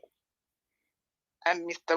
One Man Went to the Moon is one of them, and his principles, and everyone that is surrounding him. And then keep educating Nigerians that what they have been doing all this while until we get this our wonderful candlelight that we are using is brainwash them and confuse them. Once again, I greet everyone. Thank you. I am honestly, it's a privilege to be here, and I do not take anyone for granted. So all protocols observed. Mr. One Man Went to the Moon. Someone say, please, nobody should even mention the name son of elite or elite. Hey, that is just like hey, sugar this. That man is a hungry man that depends on his paycheck. The one they call us on your side here, the one that if you enter market, they will swear with everything. They will swear with God, Ogun, and say, all I'm telling you is true, because their pennies and cash depends on that thing, that cheating that they want to do. That is one man went to the moon for you. Madam Luke, you see, I understand from where you're coming from. You see, if you go to Dr. Damages and you see one man went to moon talk, you would just, kinda, if you don't know him, you will dub hearts for him. But that man is the green snake. It is because, you see why he ran away, he doesn't want, it's because he wants to maintain the fact that for people to see him as a civil, because he's always, go watch him, he's always in control there. He controls the talk, he manages it well. But he stinks. Mr. One Man went to move. How dare you? How dare you call Aisha that she is making noise? Oh, I wanted to say something, but I just skip it because your mouth, your tongue is already cleaving on the roof of your mouth for saying that. You wicked cheat. You are speaking for your money. Aisha Yesufu is speaking for the voiceless. She is a voice to the voiceless. She is a voice to those widows. She is a voice to those that are being massacred in Plateau State, in Borno. She is a voice to all the Nigerians that you and your principals have been confusing and bamboozling and lying. She is a voice to those that your principal have been stealing their money. She is a voice for those whose lands are grabbed and are destroyed by your principal and his gang of criminals. Mr. One Man went to more. I know why you came. You came to, the DSS sent you. Aisha Yesufu has a message for them. Tell them to go and listen to Aisha's message for them. And I rest it there. Let me not talk too much. God bless you. Thank you very much, Madam Origin. God bless you. Thank you so much. All right, guys. I appreciate every one of you for your time with us. I would like to quickly go on a break because we're having some attack right now. So please bear with me. Let me quickly go on this quick break. No more bad government in Nigeria. Nigeria what? The only media that have been consistent speaking against the bad government and for the purpose for reformers. Nigeria what? Yo!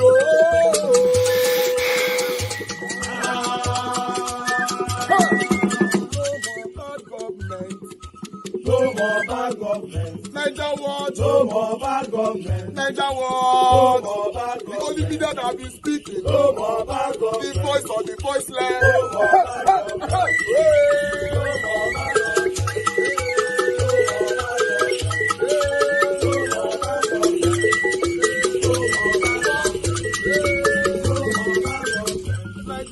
No more bad government. For the poor, no more bad government. Niger what? No more bad government. Niger what media? No more bad government. No more bad government. No more bad government. In Nigeria, no more bad government. No more bad government. No more bad government. The only media, no bad government. The number one media in Nigeria, no more bad government. That have been speaking against government. No more bad government. Niger what? No more bad government.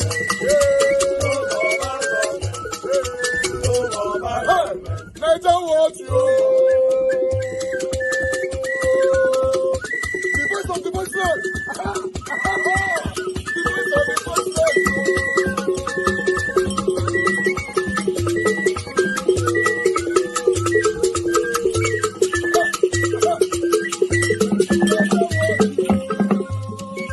Voice for the voiceless. Voice for the voiceless. Okay, thank you very much, guys. We are back now. This have been fixed. Let me quickly take this call. Madam, law of God is my strength. You know, we've called you twice. You are not picking your call. You know. Hello, madam. Can you hear me? Najawa, try you call me, please. I want. Okay, go ahead. It's okay. It's okay. Good evening to you, madam. Sorry, yeah. Please talk to us. Good evening. Good evening. Good evening to everybody on the panel and comment section. Thank you for coming. You know, quickly, I would not talk for too long. I just want to speak one thing. I noticed for some time that if anything is happening in Nigeria and it's against the camp of APC, I noticed that since this man, the one man go to the moon, always come here. I've noticed it countless times. And it starts to stop now. Anytime he's joining the panel, he has to join like every other person. There's no need for us to be giving him time to speak there first. When he throw the bomb, you know what he does? He goes out. Please, Niger Watch, can you just allow me to speak in Yoruba if you don't mind, please? Go ahead. I want to ask, thank you. Go ahead, Thank you. Mother. Now, Mr. One Man Go to the Moon. Ekponu gan. Ekponu. Mo mọ̀ pé wọ́n máa gbọ́ mi níbi tẹ́ wà. Ó yẹ kẹ́ lọ fi pílò kẹ́ fi bo orí yín. Ṣé ẹ̀ tí ẹ̀ kí ń ronú àwọn èèyàn tó wà Nàìjíríà? Ẹ ṣojú bí ojú ọ̀pọ̀lọ́. Ẹ tí ẹ lè máa wora yín pé kí ló dé, mo máa ń rí yín kiri gbogbo Facebook àti YouTube tẹ́ ń lọ kiri nítorí owó tẹ́ máa fílẹ̀ sáyé lọ.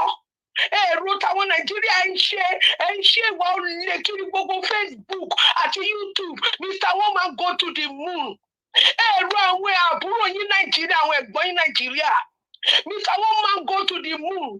Tó bá ti wá ju nǹkan sílẹ̀, ní dúró kẹ́ tó máa sáré lọ.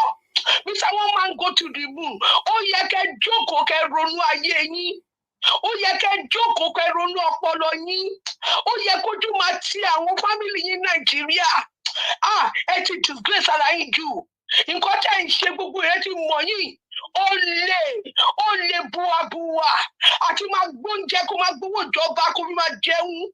Owó APC ọ̀lẹ tó lápá ẹ lọ ṣiṣẹ́. Mr. One Man Go to the Moon. Ẹ rọra máa go to kẹ́ máa sáré kiri one channel to one channel. Ẹ stop wẹ̀. Ó yẹ kójú tí ìyẹn àgbáyà kan. Thank you, Mr. Niger Watch. That's only what I want to say. Thank you. Thank you.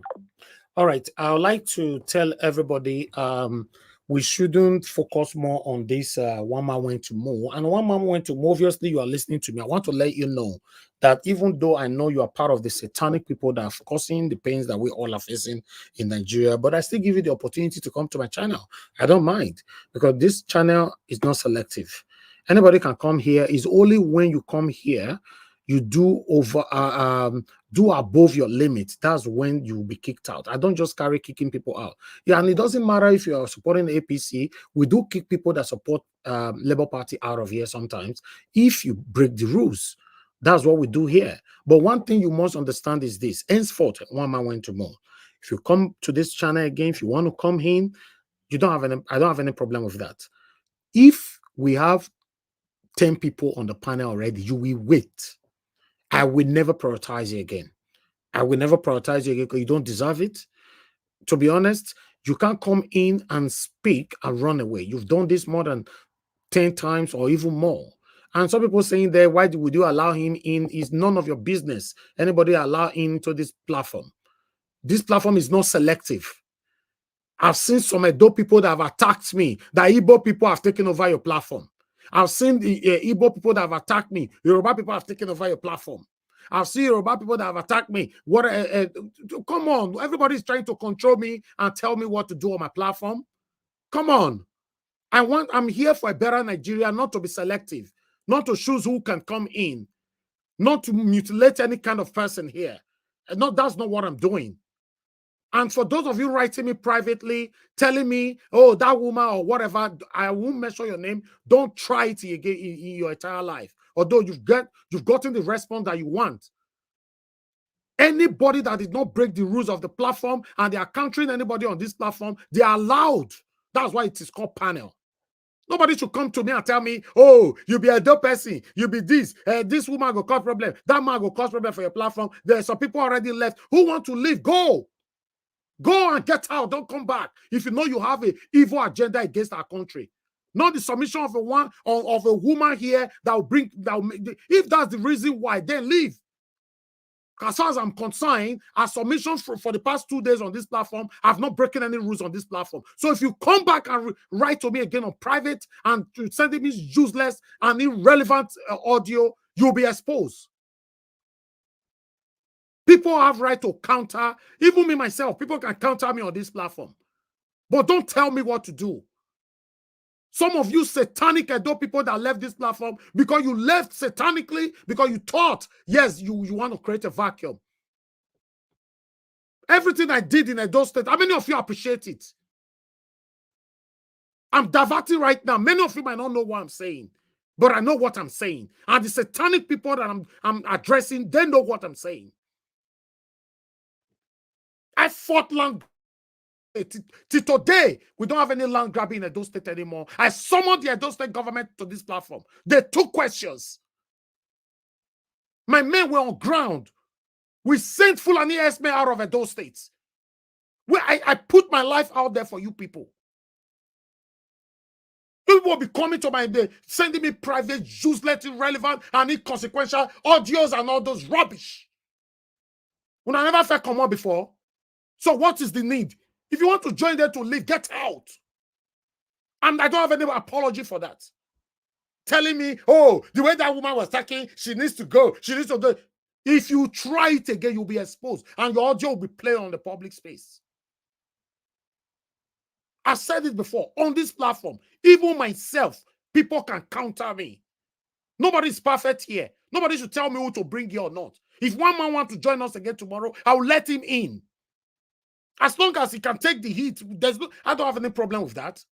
I have the people here that can that can counter him. Please, please, please. Everybody cannot be advising me, do this, do this. Don't leave me alone. Oh, no, we be set, we gather come up for the platform. We come from Edo State at the talk so. We come from Edo State. We team up, gather, leave this platform. Is this platform still not in existence right now? The platform is not existing. Satanic individuals pretentiously showing that, oh, I care, I love you, even though you guys, you don't. If somebody counter on for this platform, I go verse come out. If somebody disagree with you, I'll verse come out. Like say you are coming here to help me or you are fighting for your country. Thank you very much, my people. Please, I apologize for my vent, not my statements. Thank you. I'd like to come to the panel to give opportunity for people. Please, I need 10 seconds, please, sir, please. Go ahead, quickly, sir. Please. Yes, I want. Thank you for what you just said. Thank you for all you did for Edo State. I remember I've been here for a while, and number two, the reason why that guy came, I'm not dwelling on him on that guy anymore, is because they are listening to us. My submission probably is what they prompted them to make a phone call to him to quickly come in and say one or two. So we are doing a great job here. And as for when he wanted to leave, I like the way you drag him back to receive, questions and people countering him.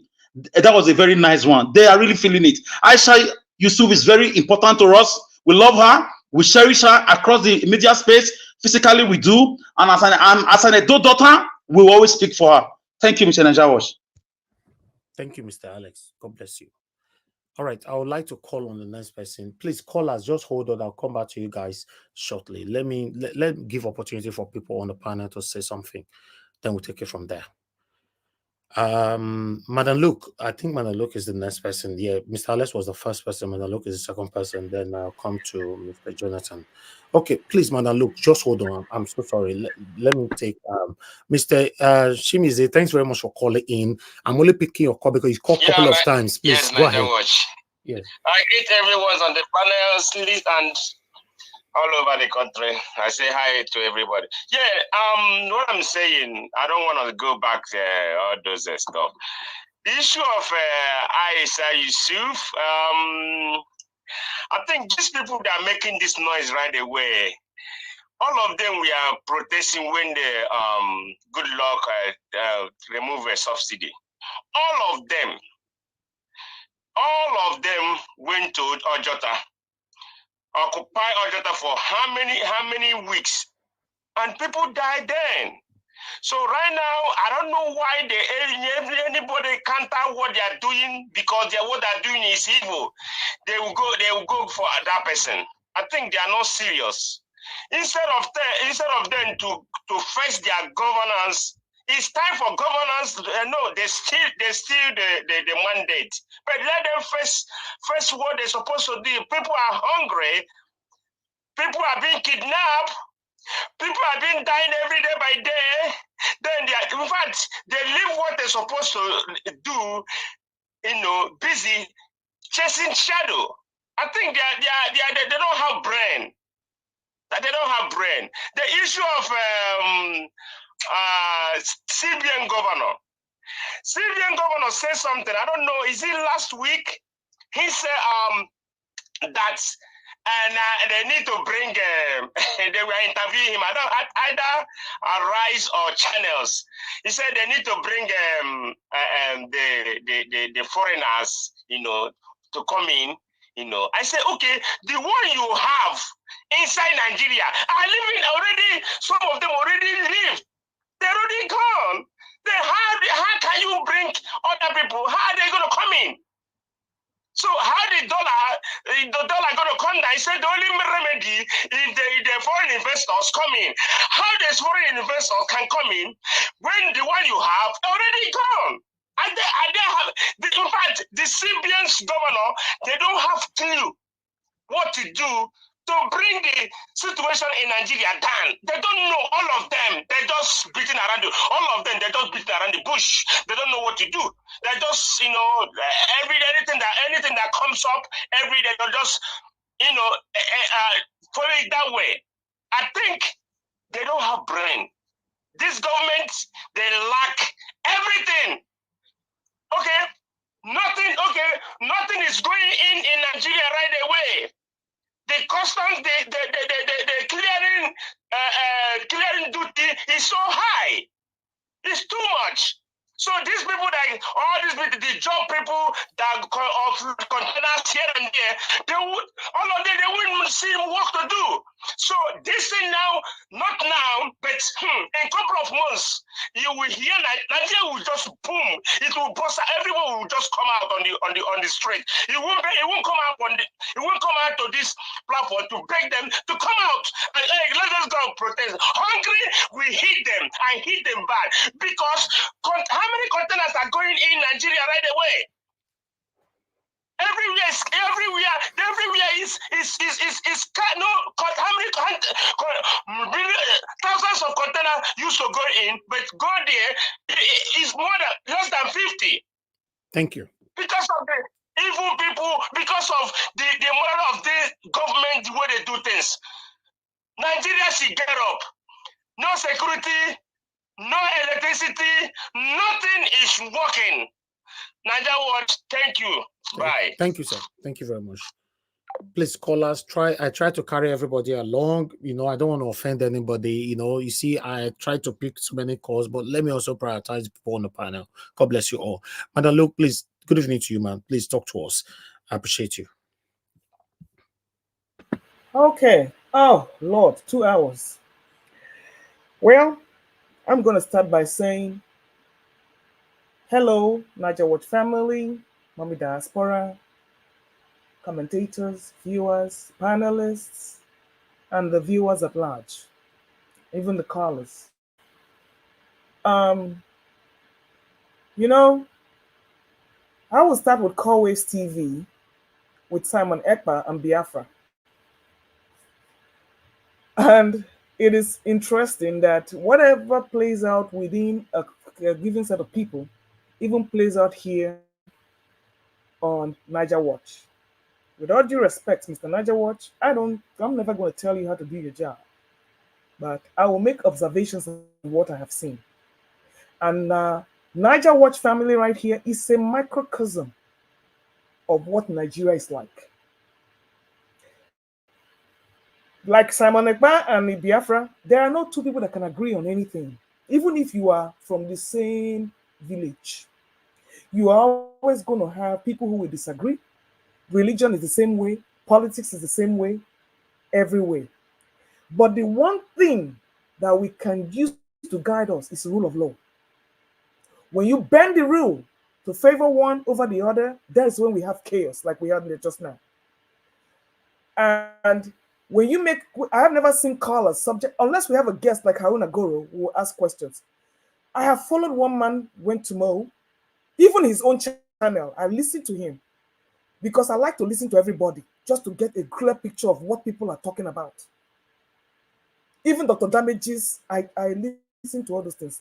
And when he gave his submission, when I saw him trying to get in here, I already knew we were in for going to be a showdown. I already knew. Whenever people call like this, all we say is like, thank you for your submission, and we go along. But to subject him to barrage upon barrage upon barrage, I don't know what purpose that sends to serve. But like I said, it's your platform, and you got the damn right to do whatever you damn well please. But I will always make my observations. One rule does not fit all. That is what I just saw. So moving on. Showore confronts prosecutor in public. Well, Showore is entitled to his own opinion. He's a free man. He's being held hostage here against his will in Nigeria. I don't think he's ever gone back to the US till they seized his passport. So he has made it clear that there are policemen more in the south, kilometer by kilometer by kilometer by kilometer. And you will even see that with that lady, itchy boots that goes all over Africa. In the north, there are no checkpoints like we have in the south. In the south, it's every kilometer for every kilometer for every kilometer. But where the Boko Haramists are, you will never find that there. So, why is that? Your guess is as good as mine. Coming to Olubide Emmanuel, I don't know who this guy is, but this guy was just preaching the gospel to Agbado Bible. He is telling us that the gestational period for the policies we have will take 6 months to 2 years. And we can only cope by doing one of two things: increasing your income or reducing your expenditure. Now, which of these did Tinubu do? Did Tinubu reduce expenditure? Did he increase income? He's telling us the refineries will soon start working. Now, Buhari borrowed a ton of money to keep Nigeria stable. And then as soon as Tinubu took over, all the secret came out about why Buhari's government seems to be better than Tinubu's government. Because he left Tinubu a bunch of gbese. And rather than Tinubu to curtail his expenditure and increase his income, he went on a spending spree. Now, talk about practice what you preach. And then the one that really got me going, he's telling me that education should only start from 4 years old. And that when your children are before 4 years old, they should be caged in the house.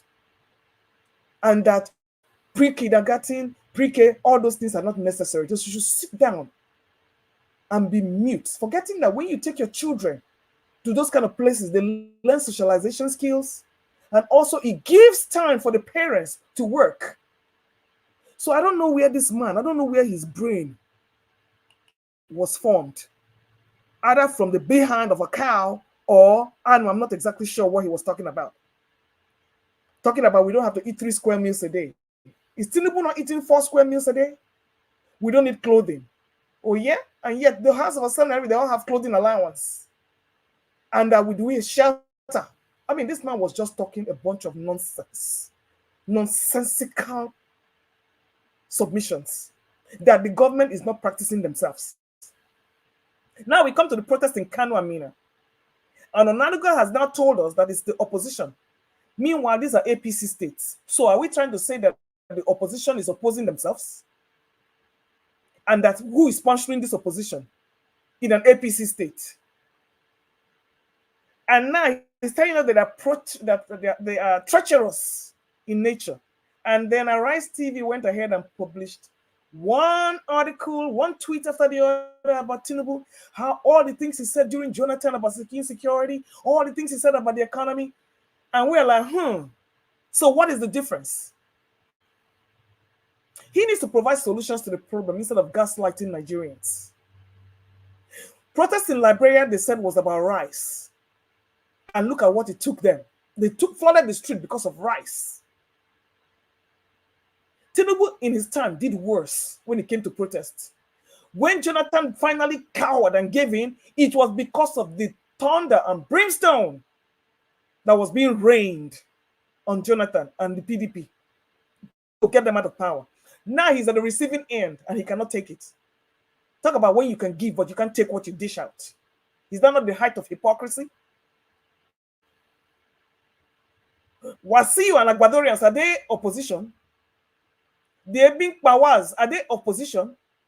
So I don't know what this is all about. And then First Lady with her assurance, and then actually having the nerve to donate millions to a hospital in Sierra Leone for Nigerians. What is her portfolio that she can donate this money? Where did this money come from?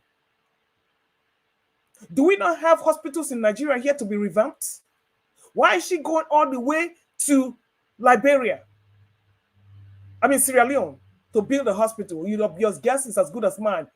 SPV, Special Purpose, or SPV, or whatever they call it. It's a conduit pipe for siphoning money.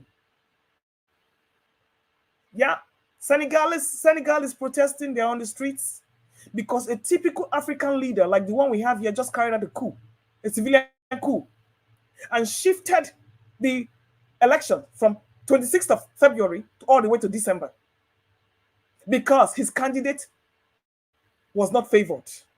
This was a man the Liberian,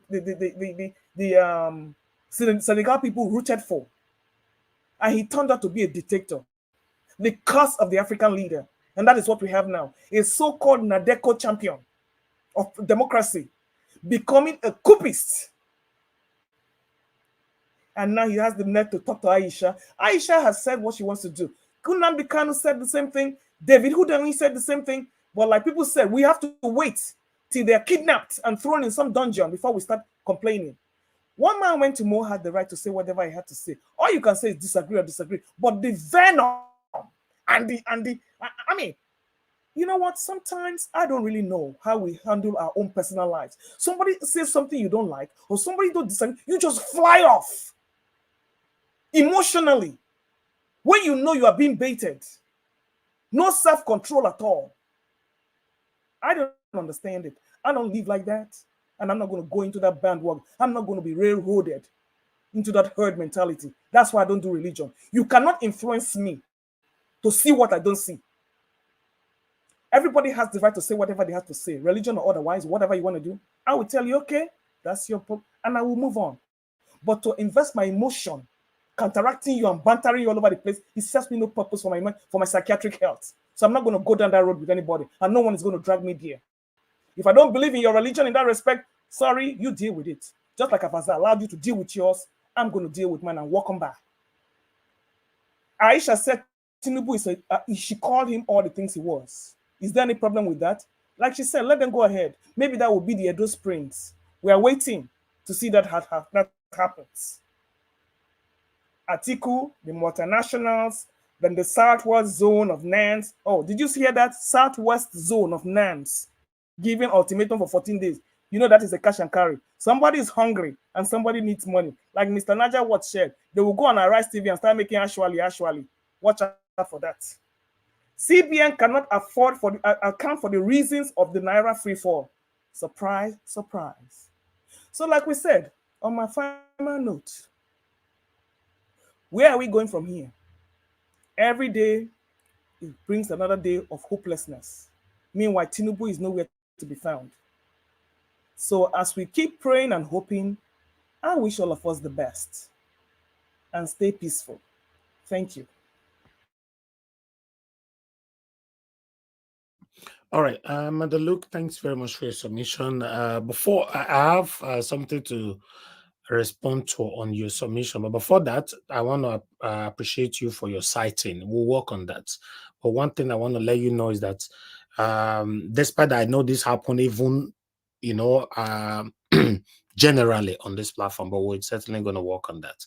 But when we recognize satanic people come to this platform, You know, we don't give them time to talk. There was this man that called the other day who said that he banned Mr. Jonathan and give us a mandate.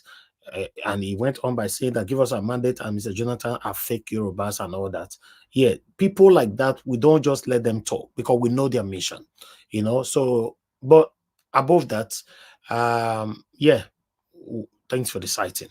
But if I have to come in for your submission over how Buhari left so much debt for Tinubu, how he was, you know, he paid or he did everything possible to systematically hold the economy, but when he left, everything get to expose. Yes, but I'm happy that you recognize that. I recognize it. Many of us recognize that. My question is, how come Buhari is not in prison? Are we just going to continue like this? Even when we know that somebody have done wrong, but you don't arrest them, right? Tinubu have admitted so many times that, you know, Buhari's regime, I don't want to call them administration, Buhari regime destroy Nigeria, right? And it's the same APC. Tinubu's people have also accepted or rather admitted in various platforms. My question is, who is in prison today in Buhari's cabinet? Nobody. So you say that we almost all these people, they are the same people. They are doing the same thing. So we shouldn't join them to say, oh, Buhari did all this and left baggages and left all this for Tinubu to carry. If you recognize it that he left a debt or whatever for Tinubu to carry, how come the people that left it are not in jail? Or is the prison, you know, created for selective few? That's all I just wanted to respond to that. Thank you. Let me move on to the next person to speak to us. Mr. Jonathan, thank you very much for your time with us. Good evening to you, sir. Please, I'd like you to talk to us. Thank you. Thank you very much, Mr. Elvis. Thanks to everyone, to all the panelists and all those on the comment section. I welcome everyone. You know, I just want to say that it is not ideal to disagree just for the sake of disagreeing or for the fact that some people, when you disagree, it gives you a louder voice or a louder speaker. No. Disagreement, when you disagree on any subject or any opinion matter, it's always good to have, you know, the facts and if necessary, numbers where applicable, numbers. So that is what I see as constructive, you know, disagreement or criticism. So I will go straight to the issue that is confronting the country. You know, the ongoing protests that we see in Nigeria now, we see the complete state of insecurity in the country. We also see the alarming poverty rate. That poverty rate we see, and the worst of all, the devastating economy, you know, degradation. All these are very toxic rather. They are very, very toxic combination. And that is what is happening. The rate, the insecurity, the poverty rate, the economy, plummeting on a daily basis, if not even on an hourly basis. We are seeing all this unfolding right before our eyes.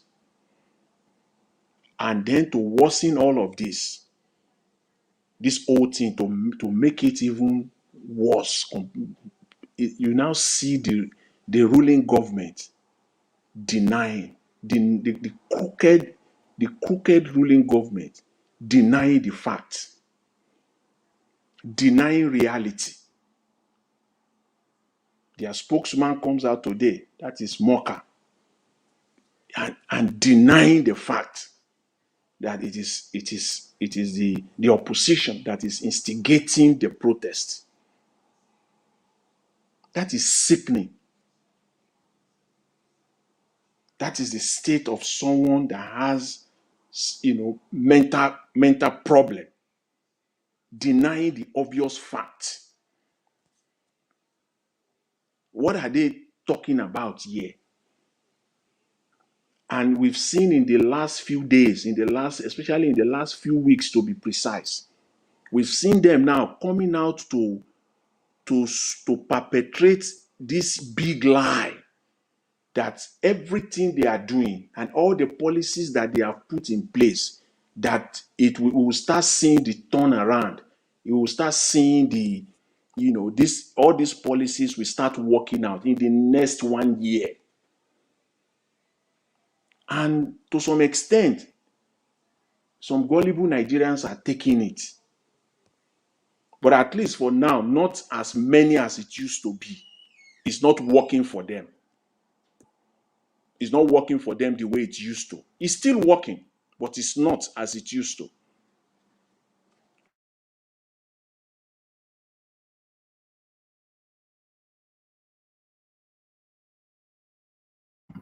Okay, Mr. Jonathan, we lost you there. We can't hear anything from you anymore.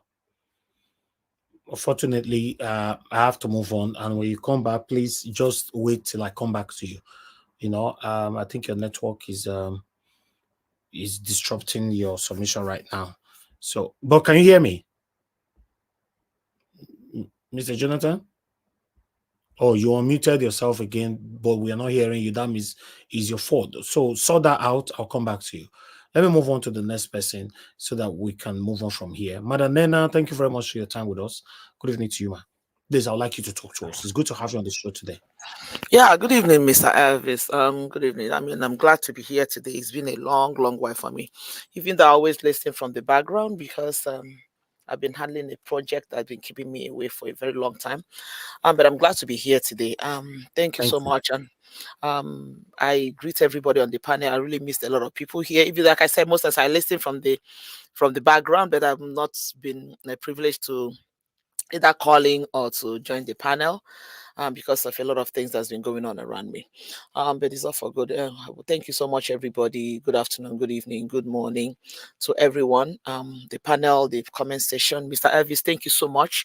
Just like Mr. Alex said, I think I heard from the time he started saying, then my voice also to say that I don't know how you do it, but we always say that this platform has given us really an opportunity for us to, not just to express ourselves, but to know the different kind of characters, that are working for or against the country that is called Nigeria, because the situation in the country is, quite enormous. That, at first, before we had this opportunity of having this kind of platforms and everything, sometimes we just kind of people like just grow up in the dark that don't know what and what that is going on, or what and what that are happening, or how and where we could just, be part of whatever that is going on in the country. But I think with your platform and other sensible, well-meaning platforms like this, is giving us opportunity to, to air our view, to understand, to even know some of the things that are happening. I think that is just the most important part of the whole thing.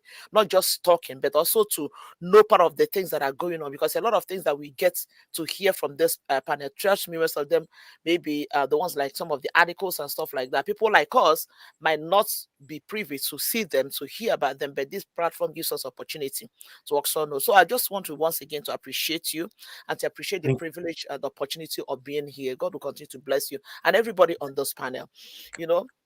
I joined a little bit late. I didn't really get to see most of the videos that were some of the articles that was read, but I think I started from the point where they were talking about this Aisha issue and everything. I think I ran into that Aisha's comment about whatever the DSS is planning and everything, and I share in the sentiment of Mr. Alex. It's not just about, to me, when he was talking, all I was saying to myself was that Aisha is not just an Ido woman. Aisha is the voice of truth, and nothing should happen to voices like her. I don't care what people like one man or whatever he calls himself think about Aisha, whatever. She is anywhere you go and you see these very few remnants who are the voice of truth. Every sensible person should do whatever it takes to protect them, to make sure that nothing happens to them. So nothing I don't care what he thinks about Aisha. It's obvious that he is who he is. It's obvious that we already know where he belongs to. I don't want to dwell so much on character like him, but just to put my voice also to say that whatever it has to be, whatever it takes for someone like Aisha, for people like voices like that, not to be silenced, you know, it needs to be done. Nothing should happen to her. She's not just an Edo woman. She's a Nigerian woman, a well-meaning, sensible voice of truth that we have in this country, and nothing should happen to people like that.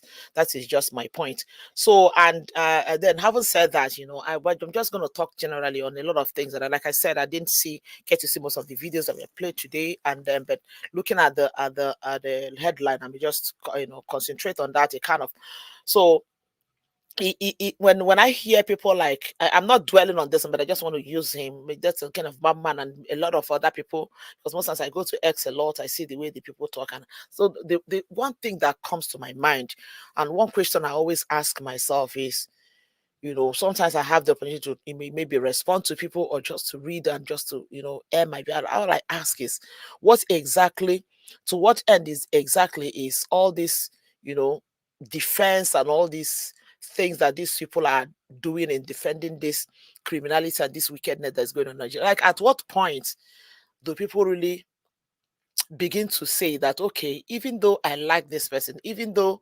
I supported this person, at what point do we really say, you know what, this thing is not really working, this person is not really working, this person is not really giving what ought to be given? Like, I say that because I want to believe, just like I feel, I know that everybody on this panel are all for the good of Nigeria, not for the good of self, not for the good of just, for the of family or their pocket and everything. And I ask myself, for people like this woman and the rest of them, that the likes of Bayo Adenoga or Nanoga, whatever he calls himself, that comes out all the time to begin to defend the madness and the foolishness that happens in Nigeria. And when they talk, they make gullible people believe that they're actually talking because they care about Nigeria. But when you hear words that come out of the mouth of such people, you know immediately that these people does not have anything, or are not remotely, interested in making the Nigerian society to be anything better. Because I don't understand why somebody will come out and begin to make excuses or begin to defend. Like I saw I don't know, I don't know if that was discussed here about the comment that by you or Nonoga or whatever. I think it has something to do with Aisha and everything, Aisha's issue, where he was trying to say that some people are trying to make it look as if this government is not functioning. I'm not using the exact word, and I can't remember the exact word that he used. The country is the president is not doing well and everything. And I asked myself, where, at what point will people's conscience, because I know that Baya Nonoga, I don't know if I'm getting his name right. Anyways, I don't know. I believe that he knows the truth about what is going on in the society. And I ask myself, at what point would the conscience of these people begin to tell them that, look, it has gotten to the point where we really need to understand that what we thought that this man was going to offer, that this man is not able to offer it? At what point would they really sincerely be for the Nigeria that they claim that they love? Like Mr. Alex was saying, all these metals and rubbers that we have, how many of them are we going to take out of this world when we leave? So when people keep making all these defense and making all these excuses, making it, trying to make Nigerians think that what they see about the current situation in Nigeria is not what they're actually seeing. Because when people begin to defend Tinubu and say, oh, people are trying to make it look as if this country is not working, and you ask yourself, which country are they even talking about? The same country where you will be the one that will suffer to build your house. You will be the one that will provide your own security.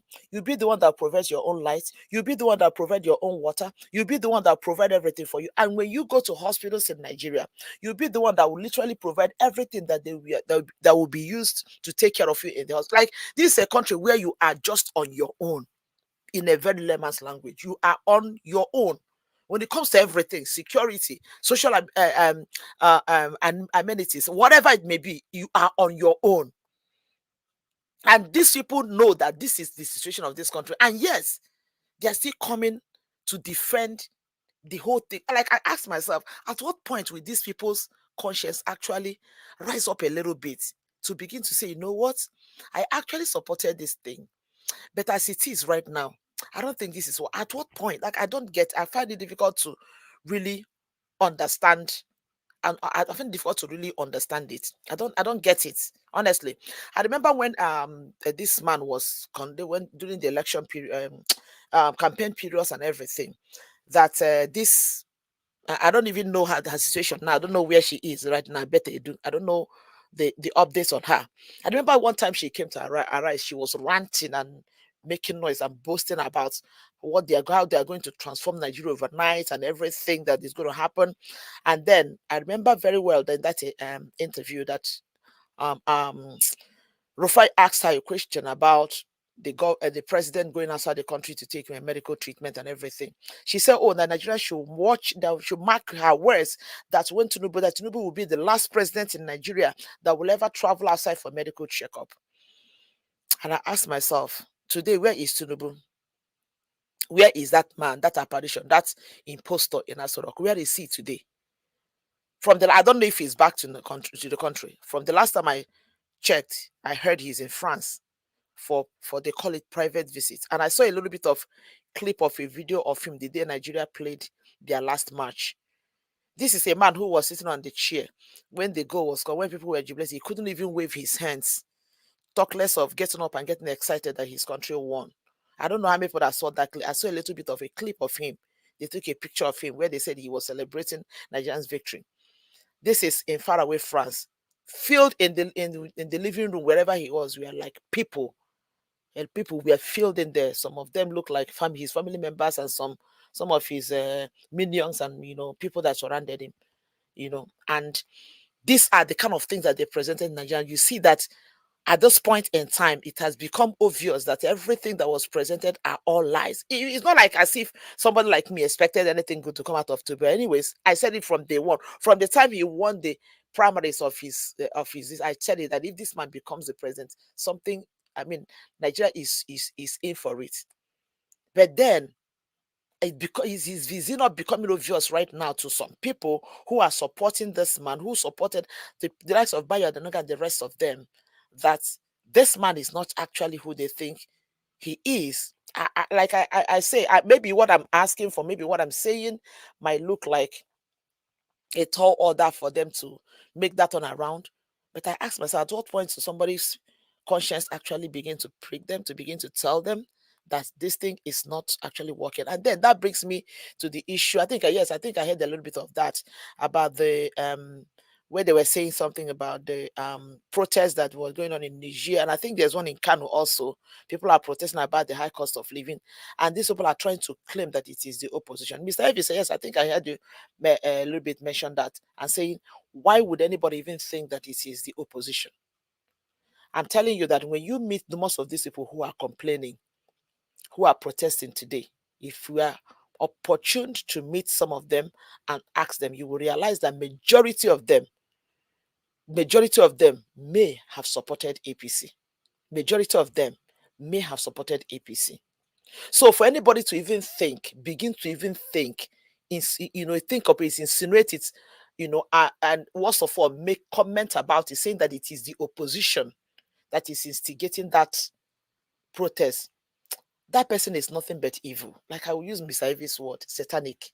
Because these people, every sensible person is saying it now, that this country called Nigeria is not working. Nothing is working. Nothing is happening. Things are terrible. Like, when I say terrible, things are terrible in the country called Nigeria. These are terrible. So that people are protesting, the hungry people on the street are protesting, and somebody is still making it about opposition or no opposition. It bothers me. It bothers me, and I ask myself, at what point will these people just stop this foolishness and understand that whatever they think they are offering, whatever they think is happening, whatever they think they have to offer, whatever they think this apparition, this character in Asok, or the characters in Asok, whatever they think they are going to offer is not going to happen. Why are they making it about opposition? Why would you even think about it? People are hungry.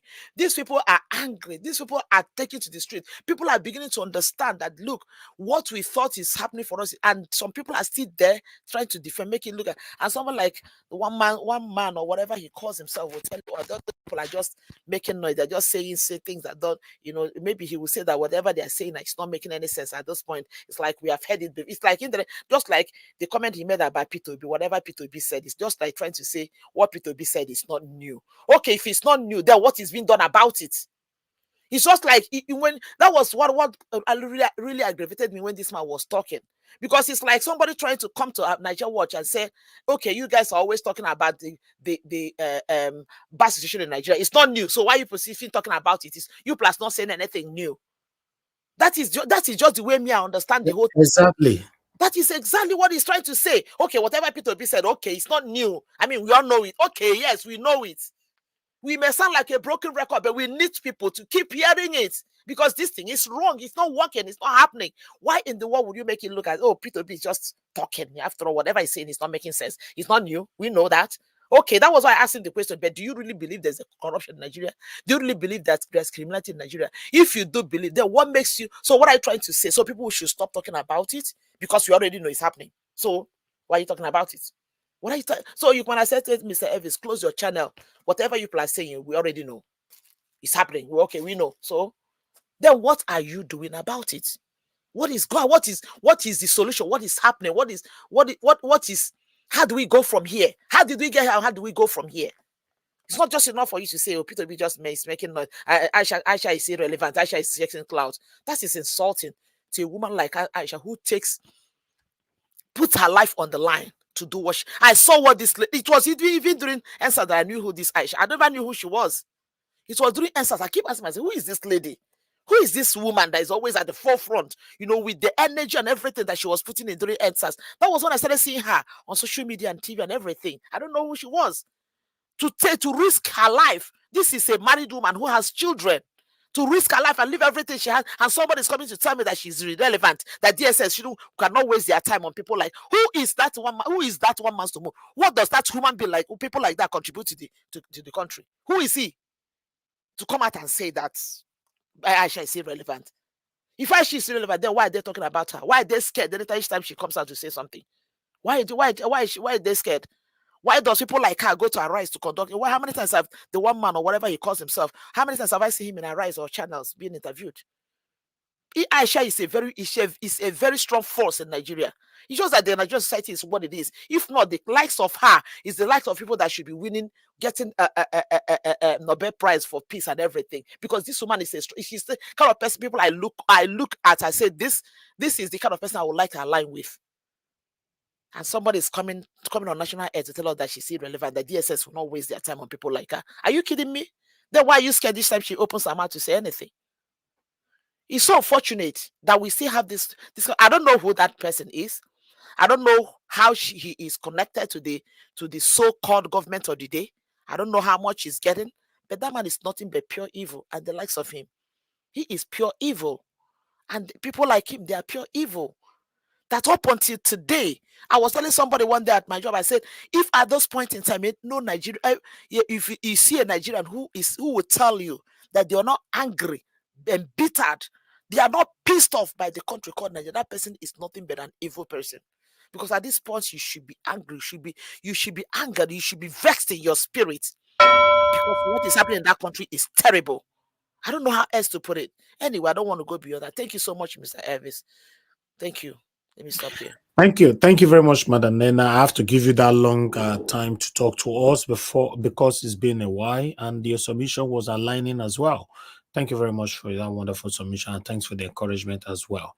God bless you. I would like to appreciate you, Dr. Alexander Gomez. Thank you very much, sir, for the super chat, but the text attached to it means a lot to me, sir. Thank you very much for your continuous encouragement. I really do appreciate that. Mr. Panzer, thank you very much earlier on for the super chat. I appreciate you as well, sir. May God bless you. Peggy Modi, thank you very much. Juno Baseki, I want to be Ferdinand, Peter Ife. May God bless every one of you. Those of you that just joined us right now, I appreciate you all. Madam Amen Bright, I can see you right there. Papi, I can see you. Checo Obedient, thank you. Simeo Kalu, Thank you, Eva Line, and many others right there. Guys, help us to press on the like button. Let our voices go far. We are here talking about the things that's affecting you and I. If we need to continue to talk, even though we know this set of people, they don't like it. But let's continue to talk. Is putting them under pressure to do the right thing. God bless you all, my people. I'd like to come to the next person, Amashola, before Ogacm. Amashola, thank you very much, sir, for joining us today. Good evening to you. Please, I'd like you to talk to us, sir. Niger World, good evening. Good evening, Niger Works family, and I greet my members on the panel. Niger World, yesterday, you asked me a question. Are they hearing me? They have proved us right today. At least 2 states where they know that they are suffering have started answering our questions. I gave them a deadline. If Nigeria is still the way it is and you don't come out by before June, that means people have so much strong skin to take suffering. Today on my WhatsApp, somebody sent me a message, and when I watched this video, I wish I was physically on ground to give this guy money. A family man crying in the marketplace, serious cry, just to buy half mobile of rice. He has only 2,000. He can't buy it. Seriously crying. If not for the help of market women, they had to help him and add to the money. That's the height of suffering we have in Nigeria. And then APC will open their dirty mouth to be saying rubbish that opposition is getting things. Are they blind? Are they blind? People are not eating. They are managing to survive. Some are not even existing. They're just floating around the surface of the earth. No food. And you are talking about politicians being opposition instigating this riot. Nigerians in the south, the northern guys have woken up. If una like, me na sit down, they wait for big brother when I wan wash. They WhatsApp, they TikTok, they do TikTok. Hunger they kill una, not come out. There's no magical. President will rig the election. We will know, all of us don't say he rig the election. All of us they look at me, enter there now, he not fit do anything. They say dollar they fall. Dollar is not falling, no. Dollar is diving down. It is diving down. For the past 3 days, I've been checking dollar to pound. It has been on 1.8 to a pound. And there's no sign that it's going to go up. There is no sign. So it will surely fall and dive deep into the ocean if you don't stand up. These guys don't have the solution. Your CBN governor does not have a clue of what he wants to do. There are a bunch of confused thieves in government blaming people. The man that handed the government to you, you can't go and arrest him and catch everybody in government because all of them all ate the money together. So you can't blame anybody now. So the man in question does not have a solution. So the only solution is for us to come out and protest. Looking at that video, see the crowd, see the number of police. Police people are not going to the market to buy rice too or buy food. That will all be scared of coming out to protest. Protest is your right. If you don't protest, they won't know you are hungry. Only 2 states are protesting now. They are trying to shift it. If everybody is protesting, will you not say it is of opposition? Aisha Yesufu in question is one lady. I wish one day will come out to run as president of Nigeria in future, not under the kind of cabal kind of INEC we have. Whoever says she's not a force, the woman has the voice. North, east, west. She has a strong voice. So if you are just that man that came, that one man from moon or from sun, or wherever he came from, because you have sent him, your government is in confusion. You've come here to come and spread lies. You can't talk, you ran away. Aisha has a voice, and if by mistake, DSS, I know you are listening. If by mistake you go and arrest her, you have just liked Nigeria by yourself. So you let the woman speak. She has right to talk. Everybody has right to talk. As we are talking, speaking on this platform, we are all have right to talk. She's not instigating anything. And if she's instigating anything, it's her right. So you can't be don't use police or DSS to threaten people. People are dying. Do your work. EFCC. Some days ago, you said you have list of people sponsoring terrorists. Yet you can't bring out the list. Let Nigerians know them and go to their houses. They say that they are pastors, they are imam. Bring the names out and stop shielding them. If the court is shielding them, announce the name. Let us see, because you opened your mouth and you said it is the religious people. Who are those people? And stop shielding things. The Nigeria has gone beyond you covering up for your people. If you have a conscience and you want Nigeria to work, don't shield anybody. Say whoever is involved in terrorism in Nigeria. If it's going to hit the vice president, no problem. Say it. Nigerians will protect you. Because people are dying, nobody is saying anything. Nigeria Watch, I like the way you attacked that one man from the moon. Of course, I'm even surprised you allowed him to come in, but based on you now, everybody's has free hand to come and talk. The painful part is he has talked, he didn't wait to collect answer. Because now what they will give up for here. You don't come and speak rubbish to deceive Nigerians. This is not a church where you come and deceive people. This is not a church. You come and deceive people. Things are going to get worse. And we all know it. And the other Nigerians open their eyes, shine your eye, and come out and start protesting. Because these people, give them from now to 6 months, there is no solution in their hand. The man that has the solution, Peter Obi, was rigged. Till tomorrow, if a man does not have a solution, he won't even be criticizing your government. He won't be just give it. If you want to try him, give him 3 months. Let him give you small solution. Because you have just told you know how to steal, but you can't answer. You steal a car, you can't drive it. The man that knows how to drive the car, you took it from him. Nigeria Watch, I'll step aside at this point. Thank you. Thank you, Mashallah. God bless you, sir. Thanks for your wonderful submission. I appreciate you.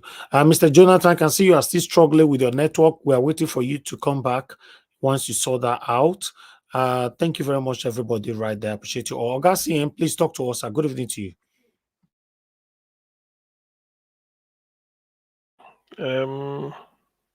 Thank you, Niger Watch. Good evening, everybody. All protocols duly observed. Actually, I was here when one man was speaking, but I couldn't have chance to put my comment across. Well, the thing is, sometimes I always say the words of, I think that English writer. I disagree of what you have to say, but I must defend to the death your right to say it. You see, in one man case is that I will make this suggestion. In the end, I don't make editorial policies here. It is for you to do, Mr. Niger Watch. Because when he comes, he takes his cue, his position. If he cannot wait to wait he gets to his turn, I mean, that is the law. Because some people may say we make a law, we don't enforce it. That is the law here. Unless for one reason or the other, maybe if it's somebody ahead of you might say, please, can I give my own? If the person grants you, you swap position with the person. We've done it here. Naija Watch, correct me if I'm wrong. It's only nice. Only one man went to more that comes here, oh, let me do and yield, and then he uses that gimmick, then vomits all sorts of rubbish and run and goes away. Please, next time when he comes, I think you've given him that concession so much. If he's phoning in, that's a different thing. We don't take you on phones. Anybody can phone. It's at your prerogative. When you pick it, the person speaks. But if we are to sit here, He comes in and then they said, okay, I want to go quickly. You give him. No, no, no. Please try. Because that is part. Somebody observed that we shouldn't be making different law for different people. This is part of the law in which they are tilting it to favor him. Nobody speaks ahead of anybody here unless there's a special circumstance in which the other person may say this. So, having said that, part of our system here is when you say something, somebody can counter you, probably when it gets to the person's turn. And I've been observing it more or less. Why I'm particular about to counter one man went to more is, you see, when I know you and know your character, know where you stand, it doesn't matter whether you speak the other two sides of your mouth. I've already know what you have in mind. There is no way whatever P2B says that won't rankle one man wins to more. There is nothing P2B will say that won't rankle him. Why do I say this? He said that P2B, it took P2B 11 years to earn a bachelor's degree from a parochial university. That's what he said. It's on record. I always confront him, probably maybe because he saw my face, he left. Peter Obi never spent 11 years to earn a bachelor's degree. He spent only 4 years. One man went to Mo said, Peter, the parochial university is Nnamdi Azikiwe University at Yoka, Anambra State, which is also wrong. Peter Obi attended University of Nigeria and Nsukka between 1980 to 1984. So when somebody spew this type of garbage, rubbish, it takes you it takes what they call hate, the hate the person has for such a person. That's one. It's on record. One man went to Mo. What I'm saying is can be replayed. If I have it, I will tell Dr. Damages to give me the clip. He said the greatest criminal in Nigeria is Tinubu. Maybe Babangida may be number one, Tinubu will be number two. That was before the election. That can Tinubu be? He said no. He said he's a criminal. Is he fit to rule Nigeria? No. He said no. These are really. I want somebody to challenge. If he challenge, then I will faction. In fact, the way Nigeria watch, the way you at interlude, you play one type of music or you this. That is the way Dr. Damages does it. Sometimes he will play it. You see him talking, and now look at what he's defending.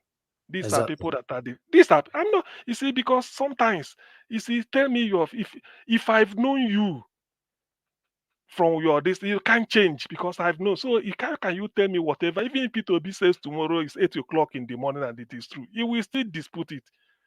He said that the greatest criminal ever in Nigeria is Tinubu. He said, but maybe Babangida is ahead than him. His record is on tape. Is he qualified? No. Say it's not supposed to do. Now, what are we seeing today? So when he comes here and then start to come and talk all this, well, so those that doesn't know him, that do not know him, it's not I don't have to blame them so much, but I pray that one day they will study him. Oh, he's coming to. By the way, how can somebody is he more Yoruba than Jonathan and give us our mandate? That's why sometimes when people want to bring tribal issue, there's a way I look at it. Is he more Yoruba than Payo Adebanjo?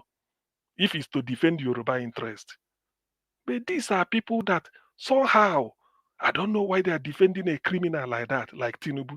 In fact, one thing I wanted to make sure that I put it back to him or to his hearing was for him to say that Tinubu has gone to the highest court in the land, qualified all this. What of certificate?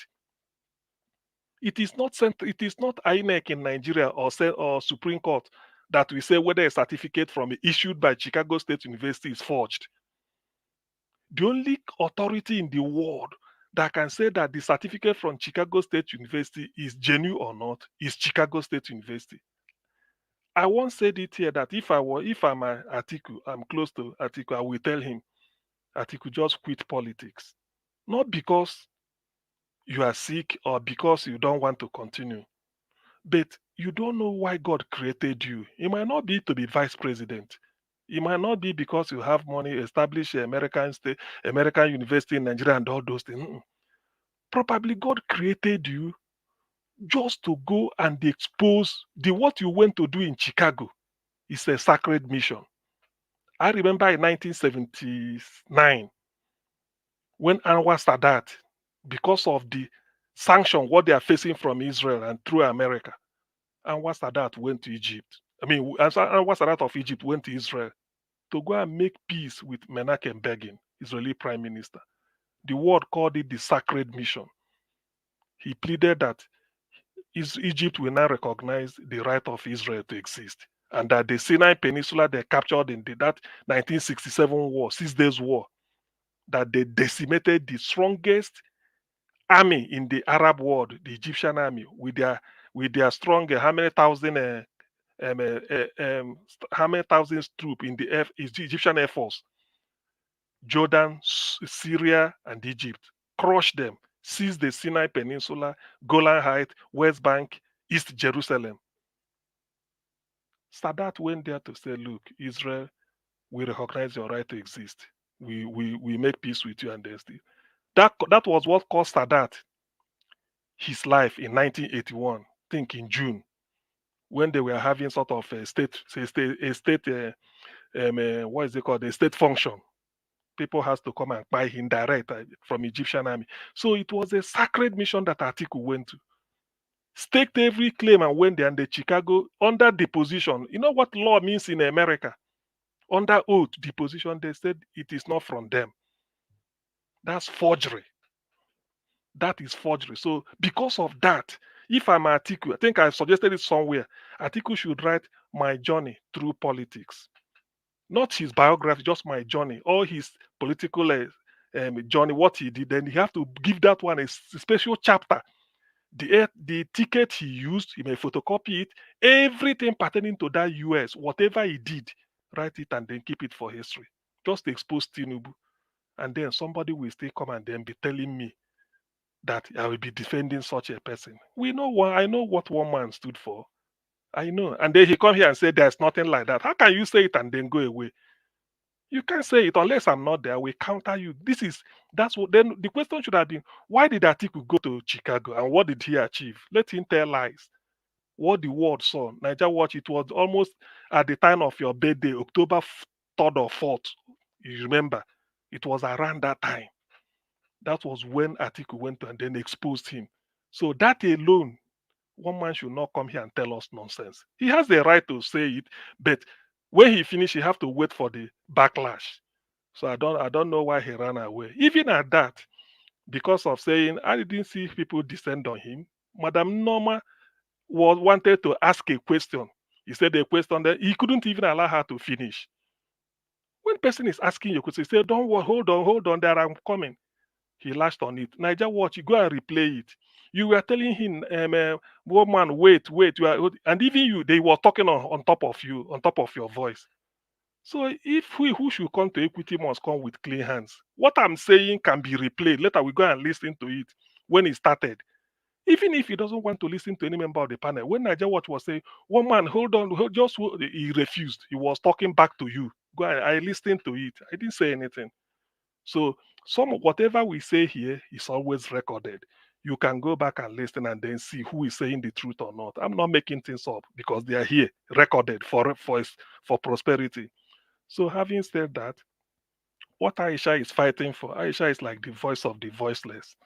Not because he said, after all, he said she said she's not a member of the Labour Party, but she's only an obedient because she saw the quality in Peter Obi and felt that this is the right man for the job.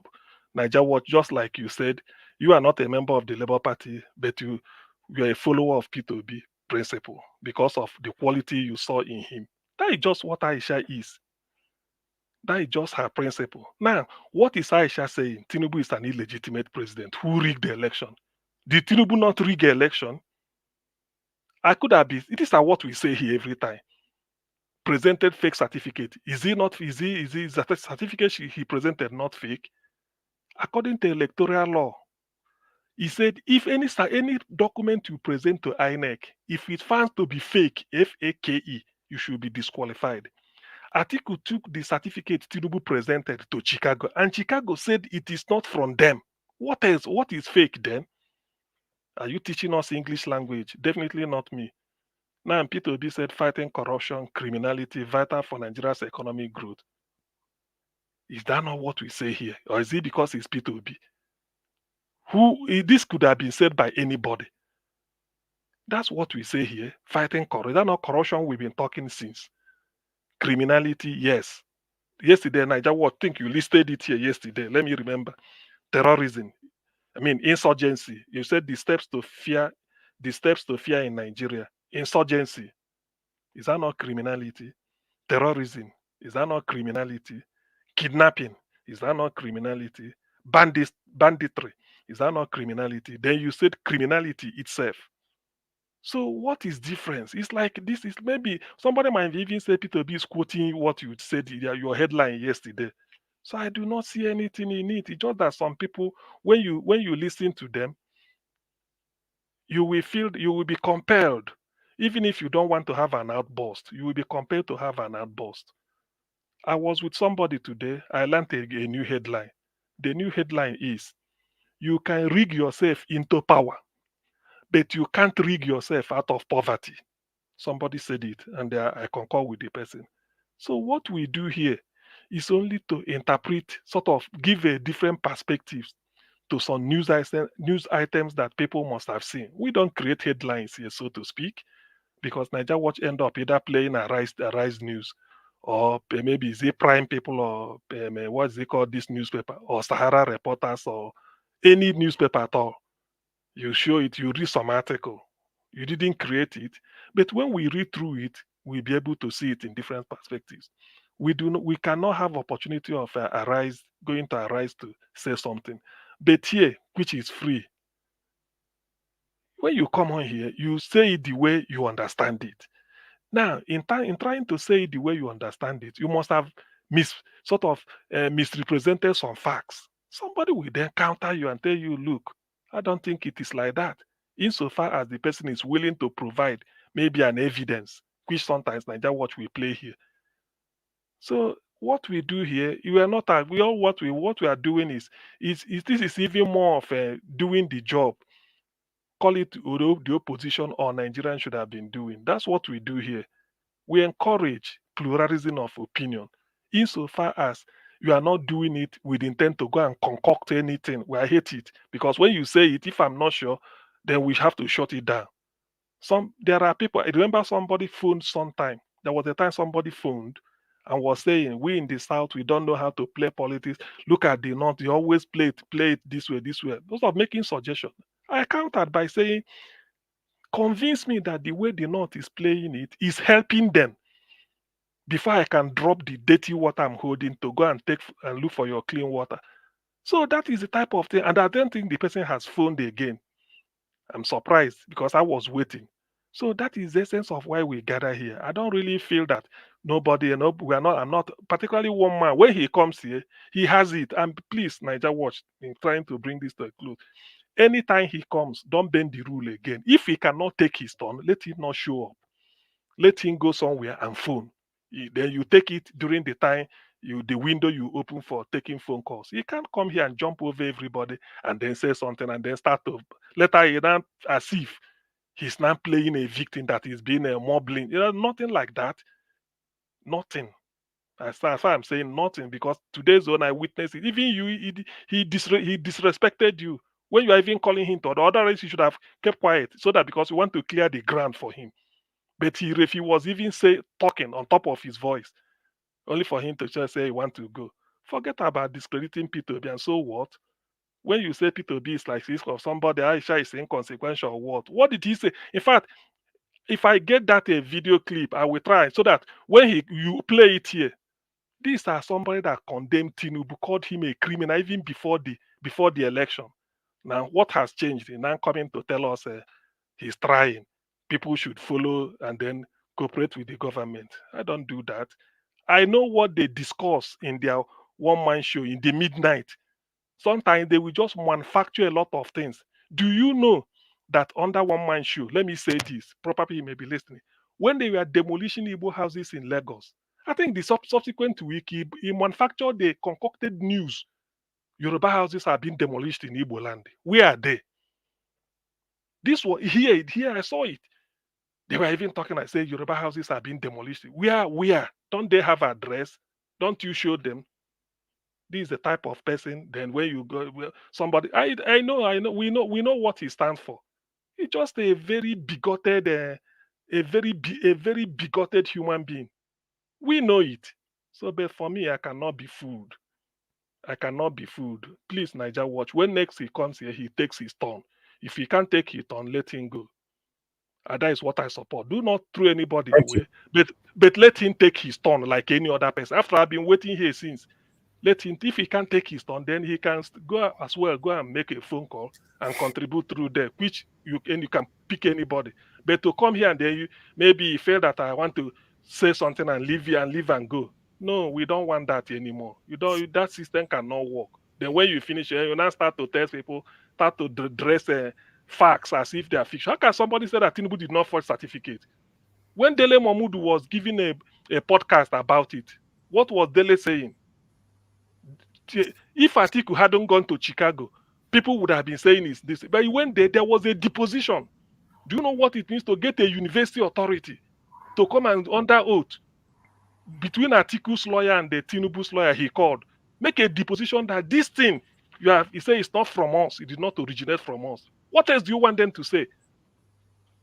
And then when they come back, because the Supreme Court of Ariwola and all the other bandits just gathered all of them and then dismiss every evidence. They don't want to take it. Every evidence is gone.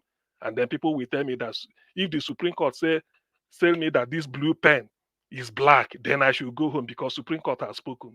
Who the hell is that? You can't. There's something called common sense. You can say it, but we know the truth. Tinubu is a certificate forger till tomorrow. A drug baron. That's what he did. It's on his record. It cannot go away. So there's no amount of somebody coming here to, to whitewash it. We may listen to you. Some people may listen, but if you finish, I have to counter it so that it will balance up. Otherwise, some people may say, is there nobody that knew what really happened? Now, where is Tinubu? The other day I asked, where is the commander in chief? He's taking a medication in France and people will come and be deceiving us. So Niger Watch, please, let me end it like this. Next time, today should be the last day. I wouldn't say I will sanction, but I feel I've given a good suggestion. Whoever is against my suggestion, please let me have a reason. Anybody who comes here must take his turn. Otherwise, you are bending the law like somebody observed, and it wouldn't be good. We're all here to wait. So when he comes, he takes his turn. If he can't take his turn, let him not show up. That is my suggestion. Thank you.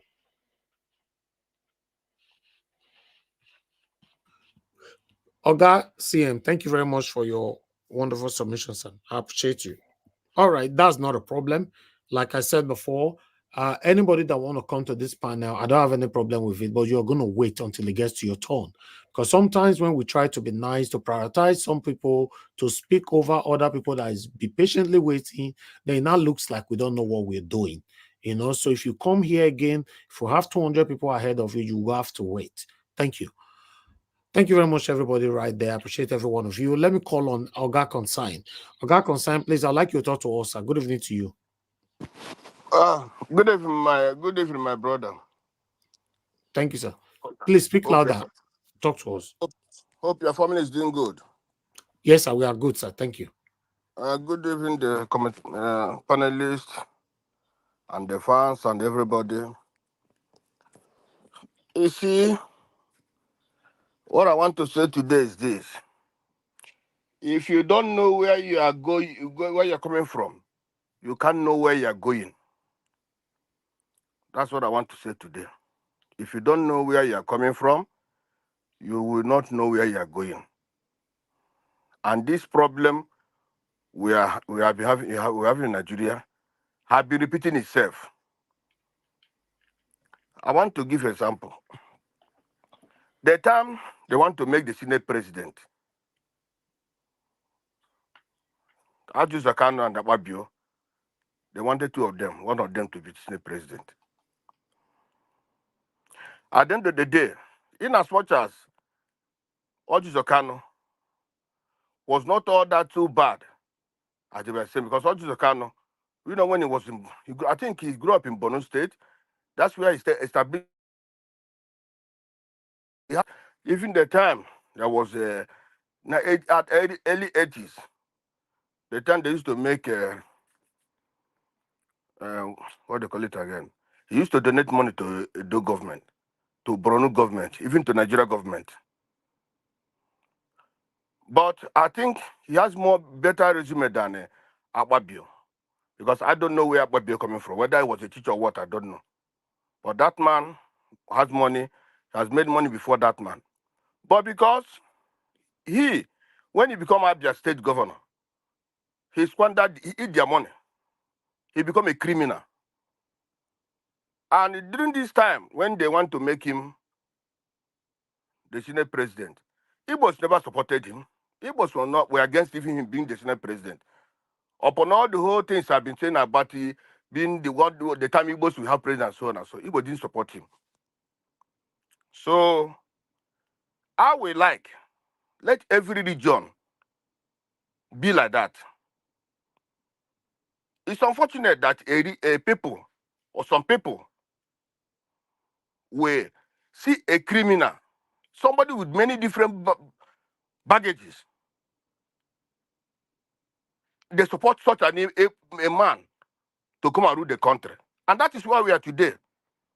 If that our brothers in the other side have said no to Tinubu's coming out, we can't be here today. We can't. The country could have moved forward today. But instead, they supported him. You can't see a criminal, a big one, who is not even competent, who is even sick. You rise up. Many of you rise up. If you want to fight, want to create war, want to fight the other people, other tribe, because you want him to be a president. If you have if for example, it's your own, the country belongs to you, you cannot even make him to be a president. But you supported him. That is where we are today. I know some regions, some tribes cannot do that. They cannot support such an evil man. You see? So in going forward, let all tribes, let all people be doing the right thing. Support a good man. It doesn't matter your tribe or not your tribe. You can't say because that man is coming, yeah, he help my tribe. Yeah, are you fighting for your tribe? Are you fighting for the country? You have to fight for your country first, not for your tribe. Nothing we do today. Each tribe, each person, each nationality, all of them that buy the same amount they're spending on petrol. That's what everybody is spending. The money they're spending in school fees is what everybody is spending. Today, the food stuff are high. Everybody is spending the same.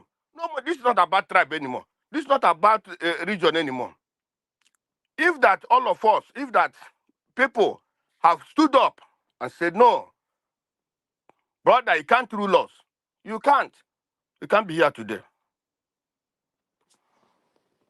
Now, I want to go to LS. You see, I like what LS said today. May God bless him for saying what he said today. Aisha did not do anything. What Aisha is saying the truth.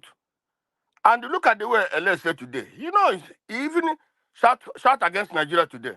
And that was what Nnamdi Kanu was doing. People are saying, no, the way he was doing it, we don't like the way he was doing it. We don't like.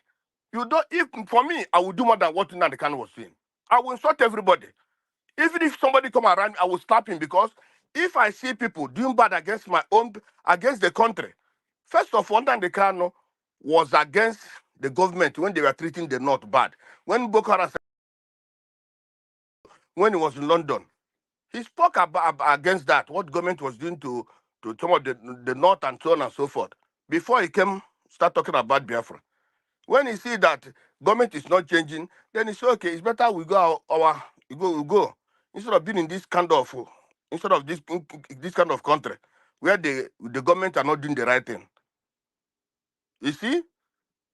Then people will say, no, the way he's doing it, but now they can ask them, how do you want this to be done? Today, the way less shouted, if a less also The way they started today, because of they want to arrest Aisha. That's how I want somebody. People supposed to be like that. If you love your people, if you love the cause that you are fighting for, it's how you're supposed to fight it. It doesn't matter. You see, I really heard that guy. For that woman, no, honestly speaking, I'm happy today to join this today, because today I know that lady is from Benin. I never know she's from those state. Even during the time of the campaign, there was one beautiful Edo lady who was always against this APC, who was always against injustice. I don't know her name. You see, that people, that patriotism. In Nigeria, we said that in Nigeria, if you're a good person, they will never allow you to breathe. They want to buy you if you're a good person. They want to keep you, silence you. That's what Nigeria is all about.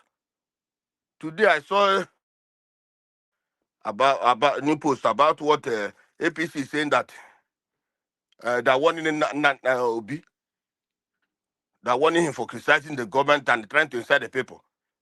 I think I sent that into you. I've sent that this into your this thing. So about Tinubu's wife, like Madam Luke said before, where is Tinubu's wife work? I know she was a Senate president before, Senate leader. She was working in the Senate. She once served in the Senate, but that has gone. Where is she getting the money? She said, even Nigeria don't have good hospitals, and they sending money to Senegal so that they can build the hospital there, and they say, yeah, this is Tinubu's Tinubu wife that sent this money, and they put her name there. That's only what they want, but they don't want their own country to be good. Senegal is another country. You can't go and send money to another country where your own country is not good. You don't even care about the people who are suffering and buying every day in Nigeria. You want to send money to Senegal to become now they want to, even you can become Tinubu and the wife. They want to West Africa can be their empire. Maybe tomorrow now the husband will go and send money here. This one will go and send money here. That's what they want to do. So that anywhere they go, they'll be respected. They will say, yes, these are the people from these are Tinubu's family. They after owning Lagos, owning Nigeria, they want to also own the whole of West Africa. That's what she's trying to do. Because your own country, your own place is on fire, and you're going to give other people. Today, even in the East today, my brother, they say if you go to hospital there, before you can go to the hospital and get this, you will stay even for a week or two. Those who want to born children, those who are sick, they don't have any space. We don't have these things, and they are taking our money to that place. The same way Buhari was taking our money to Niger.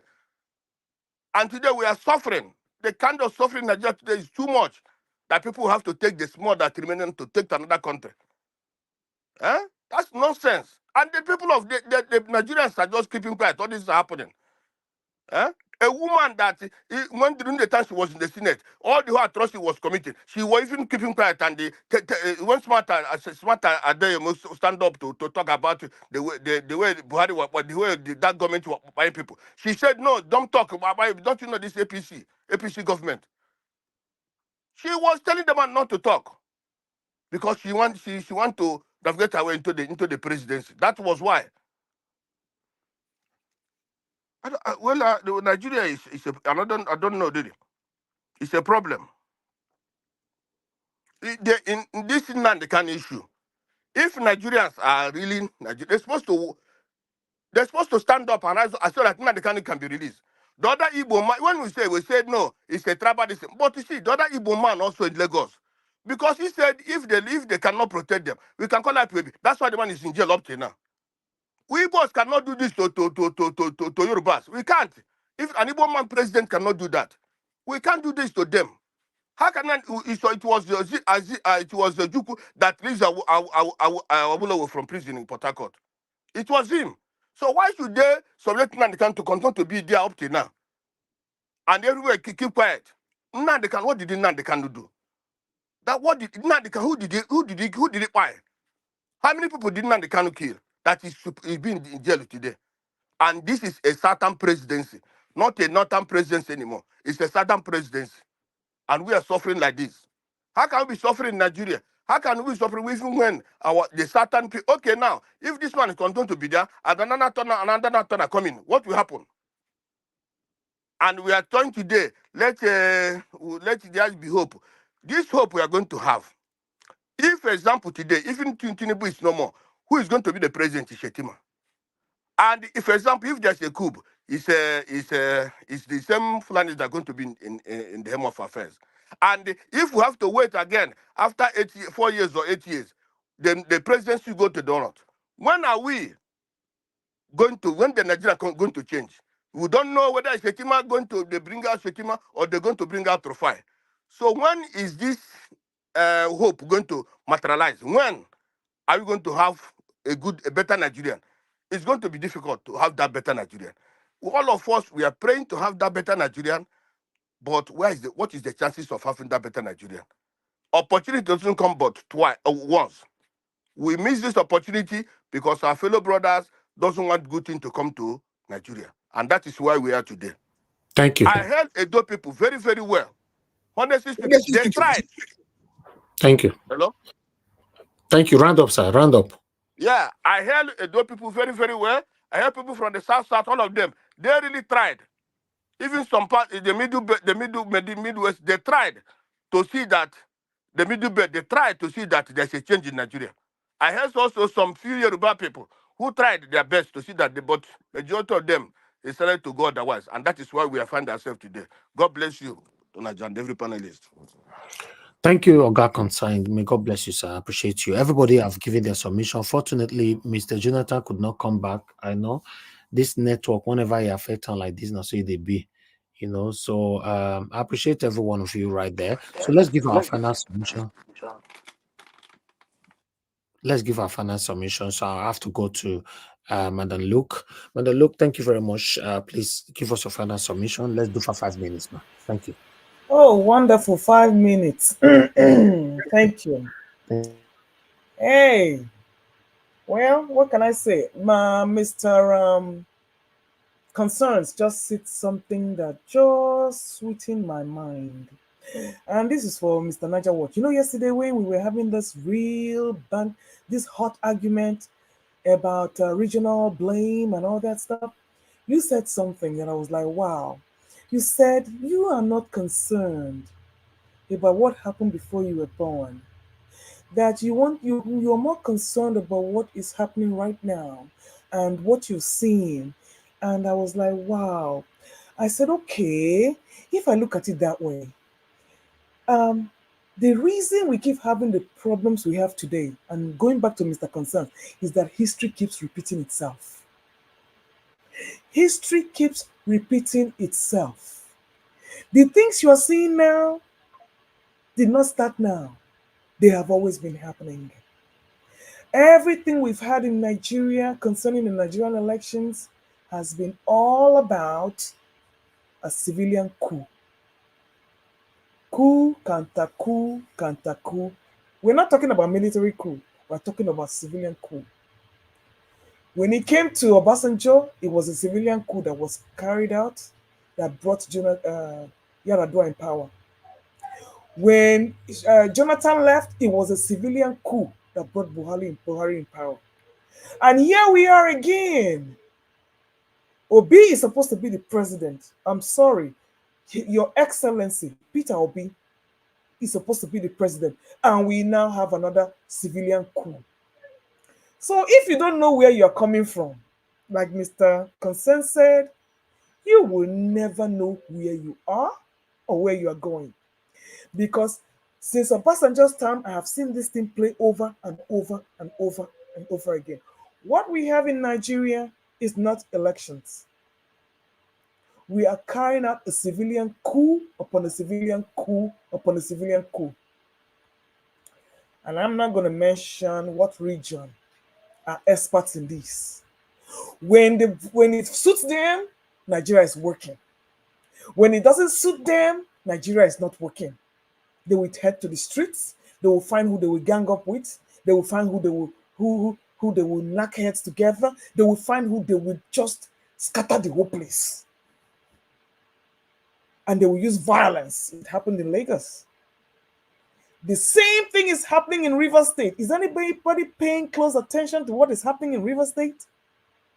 I am paying very close attention to what is happening in River State. Governor Fubara is caught between a rock and a hard place. Why is that? Because somebody who is an expert in carrying out electoral coup has dipped his fingers inside River State. Rather than allow the rule of law to take its place, take its course, this man is now trying to circumvent the constitution. Isn't it amazing that this our constitution that we practice is very selective? When they pick, it's like a la carte. And he says power or whatever is not served a la carte. We have a government that is served a la carte. You pick and choose what you want to do when it suits you and when it doesn't suit you.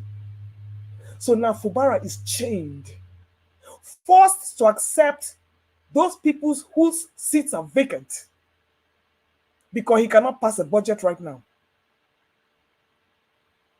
All we have in Nigeria are civilian coups.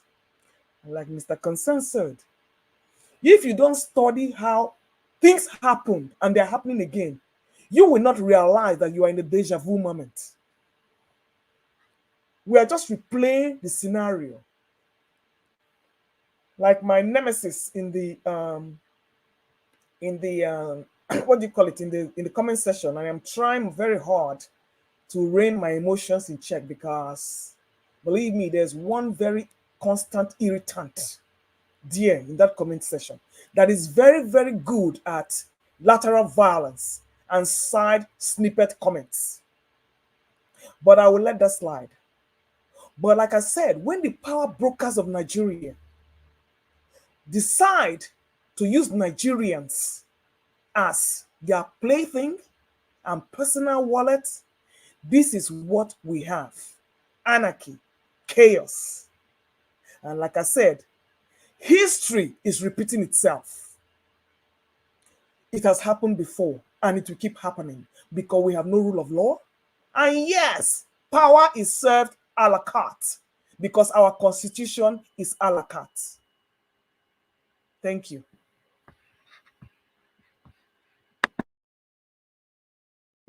All right, Madam Luke, thank you very much, Madam, for joining us. And thank you very much for your consistency.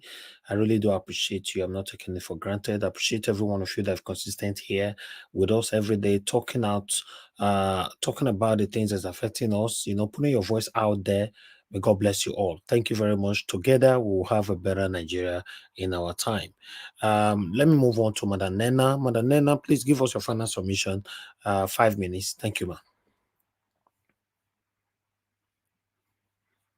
Come on, Sorry. Nena is not Yeah, available. sorry, I'm here. Sorry, I was trying to mute myself. I'm so sorry, Mr. Edo. Okay, go ahead. Yeah, thank you so much. Okay. What else can we say? It's still. I was just watching something on Arise now. I don't know if that is part of the thing that was played today. Even though I've not really finished it. Where it says that I think the wife of the supposed president of Nigeria. Yeah, you can talk about it. That's fine. Yeah, that the wife of the supposed president of Nigerian supposed first lady, is building a clinic in Cote d'Ivoire. I don't know if anybody put that. Or is that Cote d'Ivoire, Sierra Leone, somewhere like that? Yeah, so we already talked about it earlier on. Yes, but go ahead. Okay. Sorry, I didn't see that. That's why unfortunately I didn't see. So I saw the thing and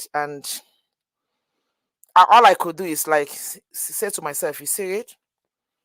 This is what is called complete misplaced priority. And somebody can still come to convince me that these people have something good to offer Nigeria. That these people have something good.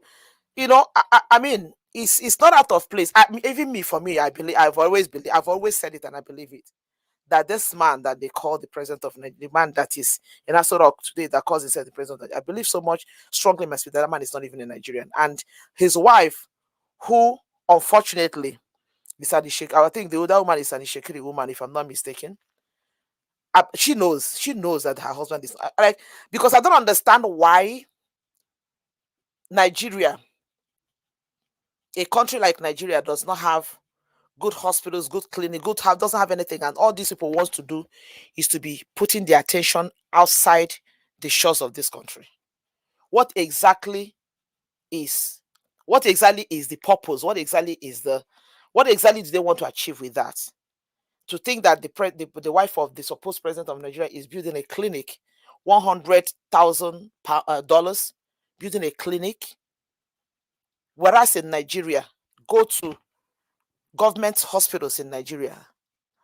The only people that can go to Nigeria and think of getting something a little bit good, maybe if you manage to go to by some of these big private hospitals, and for that you have to pay through your nose.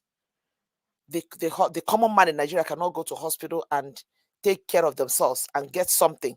Somebody was talking about, okay, I think it was a Delefaro to me that I heard that was making saying it a few days ago, that he went to a clinic to get Tamiflu, simply one of the simplest over-the-counter flu medication that you can pick in every drugstore in America here. Went there and I think he said the Tamiflu was for the 2,000 or something like that. This is common flu medication. Then how many people in Nigeria has that kind of money to buy common flu medication? So to get to a point where something as simple as a flu can be taking the lives of people in Nigeria. And the wife of the supposed president of Nigeria is interested. That was exactly the same thing that Buhari did. Took his time. There was a time they said he bought, I think, Okada to almost all the youths in Niger. This is the same Okada that most of them, when you see all these bandits they catch in the bush, riding Okada left, right, and center, you ask yourself. When I saw them, anytime I see them, I say, these are the handworks of Buhari. When he went to Niger and bought Okada and gave to almost all the youths on the street. Now they're using the whole thing to come drive into Nigeria to perpetuate their evil. These people misplace their priority. They waste time. These people has nothing good to offer this country. The country is deteriorating every day, going from bad to worse to worse to worse style. No, there's no word like that, but I don't even know what another word to use. The country is messed up. The video I was talking about a few minutes ago about this man in France. If you see the way he was so relaxed in wherever he was sitting in France, a country of a president of a country, supposed president of a country that is boiling, that is at the brink of tearing apart the way Nigeria is now. Since I came to America, I've never heard for one day that the president of America went on a private visit to any country. When Trump was in power, sometimes they say that he went on a private vacation to his resort in Florida. That is the much I can hear. Sometimes he can take a time and go to Florida in his private resort, can go there and stay. You want to tell me that there are no beautiful facilities outside the US where he can go, but they will choose to stay within the country. But a country like Nigeria, where people are going, people are destroyed, hunger, people don't even know where to get their next meal. Their president went to France and relaxed, sat down, relaxed in a place, and another man's country, sitting down there watching TV. And I asked myself, honestly speaking, this situation of Nigeria is so pathetic. It's sometimes it makes me. My husband will sometimes will tell me, they try to talk about because Nigerian situation makes him get depressed. He avoids listening to Nigerian situation because it makes him depressed. And these people don't care. They just don't care. And not just them, but the people, the so-called supporters of theirs, most of them that don't even know where to get their how to navigate the situation of country will still come to X and be insulting people, still making it about Obi and Atiku, still making it about they use the word obedience and all this thing. And I ask you, call people the names you want to call them. It still does not make you buy bread cheaper. It still does not make you buy food cheaper. It still does not make you get anything cheaper. If that will make you sleep well at night, go ahead and keep calling names, but it will not change any situation. This is at the point that people need to come together to think of how to salvage this situation. And you people are busy fighting war does not make sense. The people you're supposed to hold responsible. The other day, they played match. I saw one guy was what is that? There's one guy in X, they call it Daniel Ruga, whatever, that was saying something that Peter B has time to go to wherever Cote d'Ivoire, so to go and watch match instead of him to stay in Nigeria and find a way to take care of Nigerian situation. This is the same person that saw Akpabi and the rest of them in that same stadium. He didn't say anything about them. They are making it all about Obi. And I asked myself, please, the last time I checked, can you please tell us one political position that Peter Obi is holding in Nigeria? These people, as much as their so-called leaders have misplaced priority, some of these youths, they have their own misplaced attention. Where they need to put their attention, where they need to talk, they don't. It's so unfortunate that this is where we find ourselves in Nigeria. That is so unfortunate. But what can we say? What can we do? What do we know? Like Miss Elvis will always say, what do we know? We have to keep talking. We have to keep saying what we need to say. I believe the thing is hitting gradually. It started from Niger. It's going to Kano. Gradually, probably. Maybe this is what will push people to get up and really scream for the world to hear our voices, because this whole nonsense we cannot afford to continue like this. Nigeria is a mess. Nigeria is in a deep shit at this point. This country cannot continue like this. I don't know what else to say. Thank you so much, Mr. Evans. God bless you. All right. Madam Nena, it's good to have you on the show today. Thank you very much for all you do. Thanks for your encouragement. God bless you, man. Thank you. Let me come to Oga Consign, please. I'd like you to give us your okay, before I come, Oga Consign, please just hold on. Hello? Go ahead, Oga Consign. Give us final submission. Go ahead. There are people who are good in writing. They are good, who are good in writing, who are good in complaining, who are good in doing other things. Even when Jonathan was, even other leaders were there, they were good. But I don't see, I wonder why they can't see the reason to write about Bagudu. Even a country want to be better. Can you bring somebody? Bagudu was the one who was siphoning all this money for Abacha. All the money Abacha took was that man.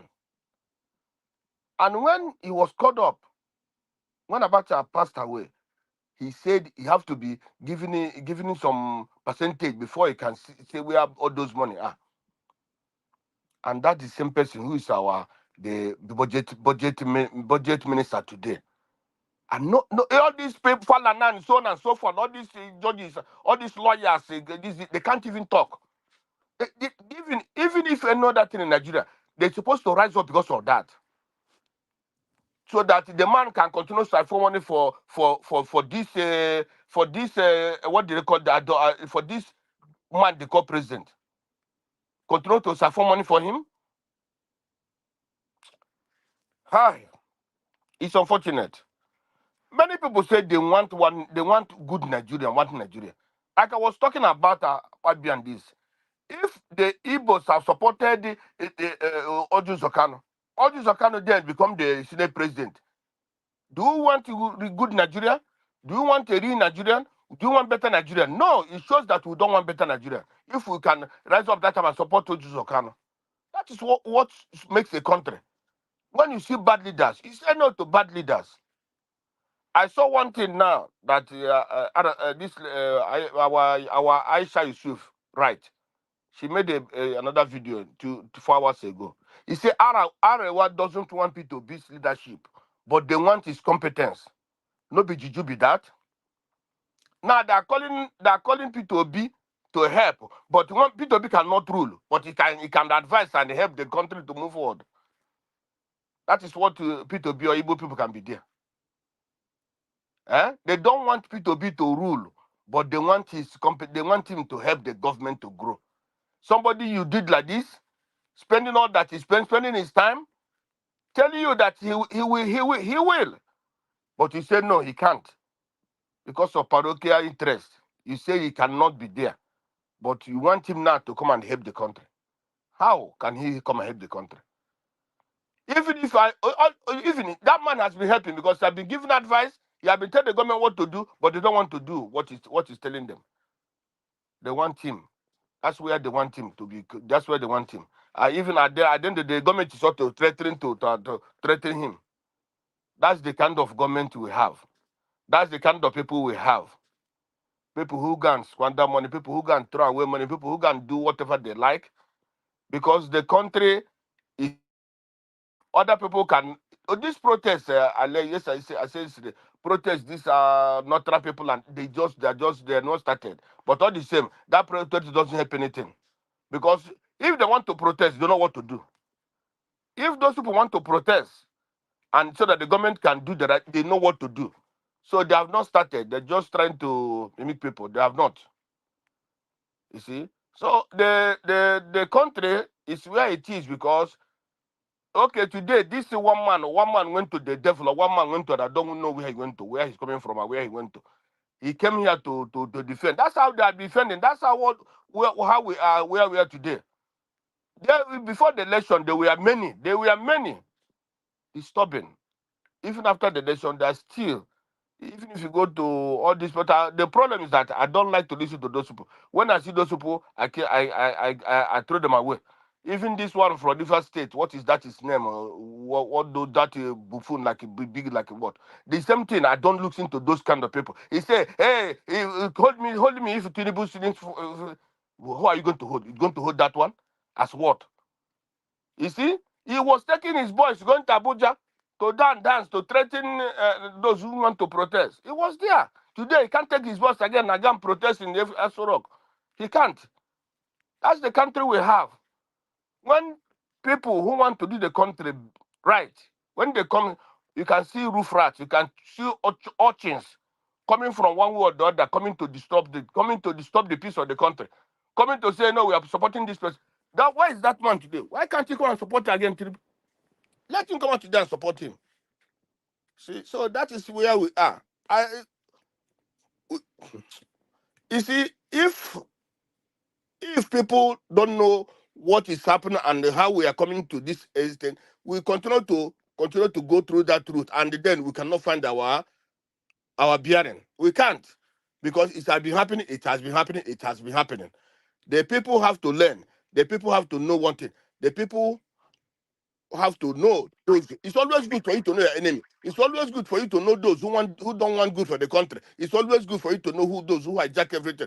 And it's also very bad for a nation, a nation or a tribe or a nationality or a state or this. It's always good for bad for them to always support evil, to always encourage evil, to always fight others because of what they will get, not what the whole country will get. Thank you, Thank sir. you. When you hear the bell, please always respect it. Oga I concern. respect. Notice Thank you you. don't. You still keep talking. It's not nice, sir. Okay. Please, when I play the bell, just round up. You can't put it I've on the already done. I've already stopped. I've already stopped. No problem. Okay. Thank you, sir. Oh. God bless you. Okay. Thank God you, bless Madam you. Origin, for calling in. Please talk to us. 2 minutes, please. Hello, my own people, my family, Niger Watch family, Obedient Nation, all the intellectuals. I greet all of you. When I greet all of you, you hear my voice. I'm like from the bottom of my heart. I greet everyone. I thank you all. I appreciate you all.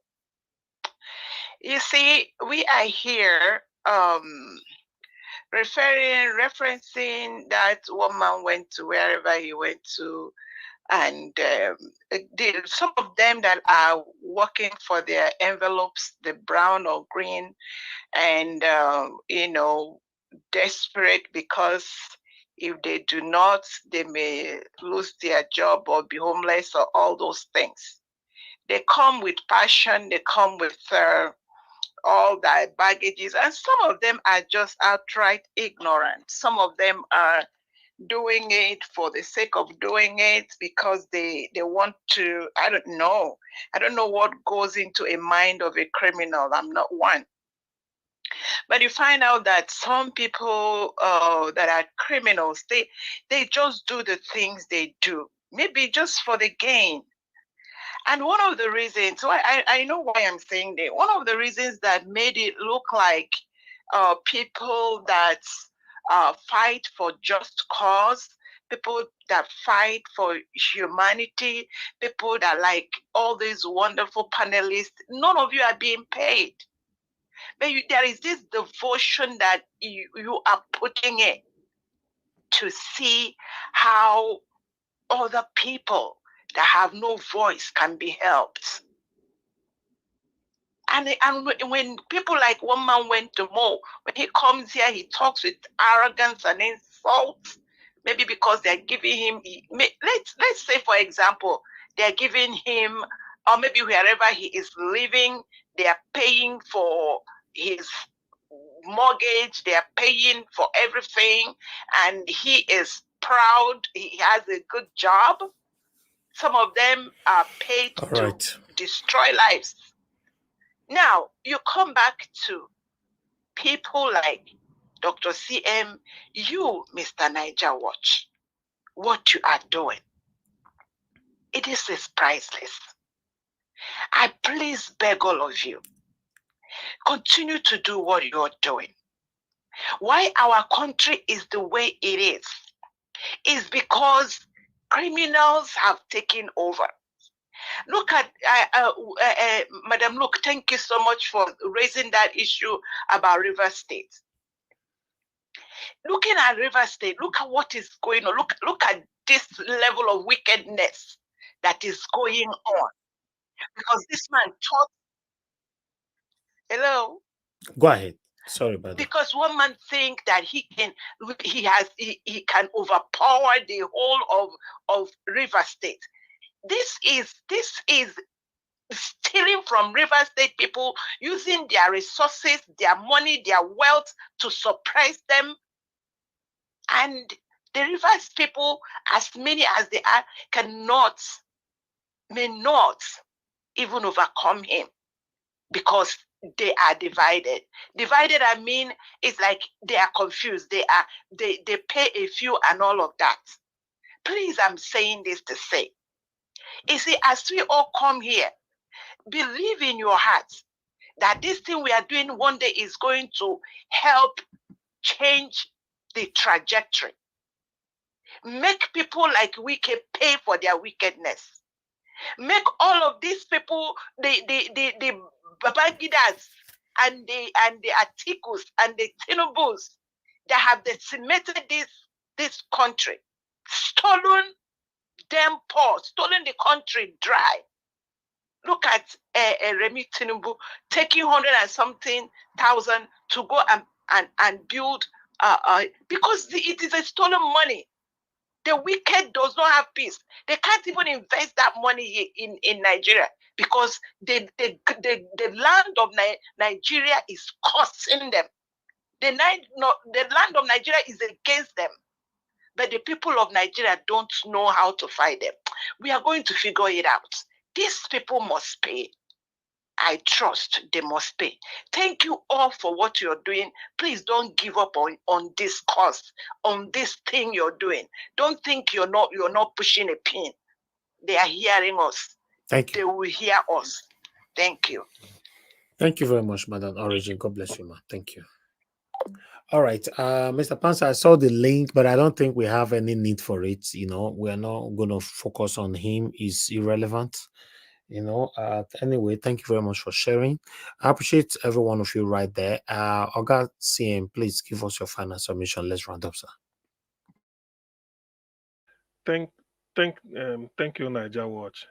I think this is what I should have even said because all the people, those that have spoken before me, have sort of capped every piece of news that is available. One thing I wanted to say yesterday, but I didn't have time, so I will say it today. Remember yesterday the way you started, when you said, I mean, if you go and watch your broadcast, listen to your broadcast yesterday. So I said I will say it, but think I forgot. But I will say it now. It's about you anyway. I wanted to say, Niger Watch, don't worry. If ever you will be on trial, just for making if ever you will be on trial, that you didn't do anything, you were fiddling wire on bombs, the way they say. I said, don't worry. Wherever they put you in the dock, I will come and testify on your behalf for you that you did everything humanly possible, everything humanly possible to ensure a better Nigeria. But the ones that are within your hand to do, you did it excellently well anyway. But you have to know that to make Nigeria good is the job of more than at least 100 million people. Let me put it that way. And you're only a person. So you've done your bit. It's left for the collective to do their own. So in that case, if they put you on trial, you won't be convicted for not doing anything. That's what I wanted to say yesterday. Then, as per what we are now seeing today, then yes, I think yesterday was there was a protest in Niger State. Niger State was yesterday. Today is Kano. Okay, let's keep sleeping. By Friday, we should know two other states or maybe wherever it will take place. The thing about this thing is that, jokes apart, Tinubu has no plan. He hasn't got anything to. There's no plan at all. No plan. If there is, we have not seen it. There is no plan. Nothing. They have no clue what to do. Even all those lieutenants he surrounded himself with, they don't know what to do. Where is the economic team? Where is the defense commission? These two major things. First of all, the economy. Where is it? Don't they have top economists all over the world that are Nigerians that he could recruit? Even if to sit them down do. Jonathan brought Okonjo-Iweala to help. Tinubu, who? So he hasn't even gotten a friend except Oluomo and the likes of Bajabiamila. Well, it's a shame because as a president, according to Bill Clinton, nobody refuses the phone call of a president. If he claims he is, let him show it. Sometimes after doing all this brickbat, people will ask, now let's settle down to issues. Where is the plan? I'm asking this question because of, not because I can see Gary drink, but there are millions that are confused. Do you know the way they beg in Nigeria now? Says when somebody sees you, he may think he'll be looking at you as if you may be wondering, this person looking at me, are we former schoolmates or what is happening? Why is he looking at me like this? Is there maybe he knows me? Not knowing the guy is sizing you up, he will just muster courage to accost you, say, please, can you find me something there? Even if it's 500 naira, I don't care. 200, anything. That is when your mind will now come down. You will be shocked. You go into a restaurant to eat, not everybody is coming to eat, but the moment he sees you, they've served it. Say, brother, now find me something now. There's a way you will look at you and say, okay, sit down, madam, give and wait till you go chop. That is how people eat now. This is my junior brother telling me this. So we know things are terribly tough. But where it pains me most is for people. I mean, they say the politics has gone. If those that are coming, because most people defending Tinubu are not defending him because they are debating him based on tribalism or tribe. It shouldn't be. Everybody is suffering. I saw a short video clip, whether it's in Lagos. People are now calling Ole, O-L-E. People are now saying it openly. So, and people do saying this, and these are some of the people that must have voted for him. Two Yoruba traditional rulers were deleted. One of the video making the rounds was that some of them, he told them to vote APC and must vote for, and now look at where we are. So at a time, you have to say, look, let's face reality. You cannot be hungry, or you swallow Putin because you are hungry, or when you see Malu, instead of calling a cow, you say, this cow now my brother, because you want to eat meat. Even then, the meat is not there. So why people listen to us? There is no need. Those that feel that they know Tinubu, rather than going from one platform to the other to start to campaign when the election must have been won and lost, according to them, aggregate those plans, give it to him, say implement it. Even if it's only for the people of Iraqi, the area or Osun State where he claimed let us see. They're not these attacking people who, if I criticize this. So what do you want the people to do? You ask people to vote for you. You bought your way through INEC. In the end, now show us what you can do. Yet nothing is coming. So must everybody keep quiet? I told you what I learned today, that you can rig yourself into power as far as Nigeria is concerned, but you cannot rig yourself out of poverty. It has a very deep meaning with huge consideration. So that is where Nigeria is now. What do we do? Rather than all this attack coming to, what are you defending? You can't tell a man who is naked that is wearing the best of attire. He's naked more than 6, 7 months now. What can you do? Show us what this is now. You are in charge. What can you do? Nothing. Tomorrow things are just getting, anybody is not nothing. So we've not had it this bad, to be honest. People are now saying maybe we could have been managing Buhari. Now look at the mess Nigeria is now. Nobody is sure of anything. You are not sure of anything at all. Yet people are talking. So Nigeria Watch, well, in the midst of all this depressing news and all these things, you still muster the courage to put up a brave face and come here. Well, we'll also give you the leg up and then come and do a step or two with you just to make sure that after all, they said the greatness of a king does not lie in the throne, but in the followers of the king. That is where the greatness lies. So, that's why if you so far you come out, we will just come and say, well, let's continue. Otherwise, given what we are hearing, it's not. Where is the plan? Nigeria is facing an economic problem. Where are their world-class economists? Where are they that can put heads together and tell you, look, this is what we need to do to get out of this mess within, or let's start seeing green shoots? Where are they? Does he not have friends? Who are the economy? Where are the economic team? What have they been up to? Nigeria is sinking. There's no doubt about it. Nigeria is sinking. Somebody said there is no way it can get up again. But show us the effort. Let us see economic team what are they? Look, there's a way to inject steroid into the economy. Where is the financial or monetary steroids? That's what Nigeria need now.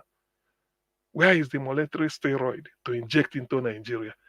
Even if it's to that arm where whatever it is, just to jolt the thing, where is it? I've already made this suggestion before. We have people they call illegal refineries. They say it's illegal in the bush or this or that. What makes them illegal is because they are not covered by the law. Yes, there's environmental pollution.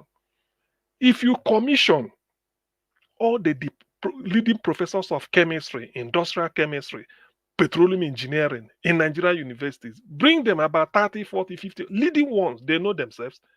Tell them, look, what makes this thing pollution? What can you people do? Put heads together. They brainstorm. And they will tell you, at least we have petrol, we have it. The way we refine it to use, who does it concern? George Bush openly said he can never sign any agreement that will put the Americans out of job because of Kyoto agreement. He refused. America is the greatest polluter. It was Obama that came in because of this and signed it. America became a member again, and George Bush pulled out. He said he can never sign it. So that tells you about governance, our own. Who is going to respond? Who? If it's the gutter water you have to refine, and then we drink it, is good for us. Do it. That is your country. That is the way. That is what governance is. Whatever formula that will work for you, do it. Who are you waiting for? Illegal refineries, you close them down. And when they were doing illegally, they were putting it and it's working. Yes, they are polluting, but tell people, how do you remove the pollution? There must be a way. By the way, what is refining? Is that not fractional distillation we do in ordinary level chemistry in secondary school? Is that not heating crude oil, different temperature, they fall out, kerosene, petrol, aviation fuel, diesel, just like that. Then you have a way of doing it. Nigeria needs an emergency. We cannot be putting petrol when it is everywhere. Electricity, they are flaring gas. What is making people that want to build gas plant All over Niger Delta should have been gas plant. Every state we have up to 3 or 4. That gas that is being wasted, they pipe it, even if it's only 100 homes that are using it. Why can't this type of thing be done? Why I'm saying this, I'm just giving a random thought. I'm a human. I'm just a person. I don't know. I don't know it all. But there must be solution. We cannot exist as a country like with all the intelligent people all scattered all over the world. Call them. Anybody you can say bring them. Your economy is mainly. What do we do to inject sense into our economy? What do we do? There must be. Some of them are in World Bank, everything. See them that Okonjo-Iweala came back from abroad and she did something. Professor Adesina at African Development Bank came. Then you saw what Jonathan did with agriculture, and then people held him. There are lots. Bring them. There's no shame about it. As a leader of the country, everybody is at your beck and call. No, people will, if you so see men playing football, you so see men come here. Tomorrow you will find a way to come. You say, look, this is what I want our football to be. You will be so happy. But I don't know. People are still playing politics even when the election has been over. And yet, but what do I know? Somebody who is illegitimate. He can claim victory, but he can't claim legitimacy. So this is part of the price. That is part of the suffering we are going through. Yes, you claim victory because INEC said so. But legitimacy, no way. With forged certificate, you don't know, and you are not healthy. So what really are we battling with? I don't know. Nigerians that are listening, please, as you go, we digest everything. Your guess is as good as mine. Nigeria, I don't know. You just wake up. I think that Edo State is a wake and see. This one, now when you wake up, anything you jam, you take. Nothing is happening. It's like Nigeria is rudderless and autopilot. Nobody is in charge. No plan or nothing. What plan do you have that you want to implement? You know about all the economic suffering people are going through. What plan? There must be a way out, but what? Do something. Don't you have people to call on to? Don't you have people? Somebody, even some, you can steal. The Western world, they steal each other's industrial secret. Steal anyone you want. Implement it. What we want is result. What we want is result. Nigerians are crying. Niger Watch. Thank you. I see you tomorrow. Thank you. Augustine, thank you very much, sir. I really do appreciate you.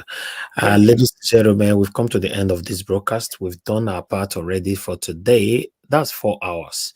Thank you very much, everybody that came into the panel. Those of you that are still here with us, Madam Luke, Madam Nena, Augustine, Consign. Thank you very much, my wonderful people. Mr. Alex were with us earlier on as well. And those of you that came in as well. God bless you all. On the phone, thank you very much, Madam Origin, Madam Love, God is my strength, Mr. F.A. And many others that called in. May God bless you all. Those of you that I could not pick your call, it's not deliberate. We just do what we can on this platform. It's not easy. We are not a perfect people. Please learn to manage us as a human being. Appreciate every one of you.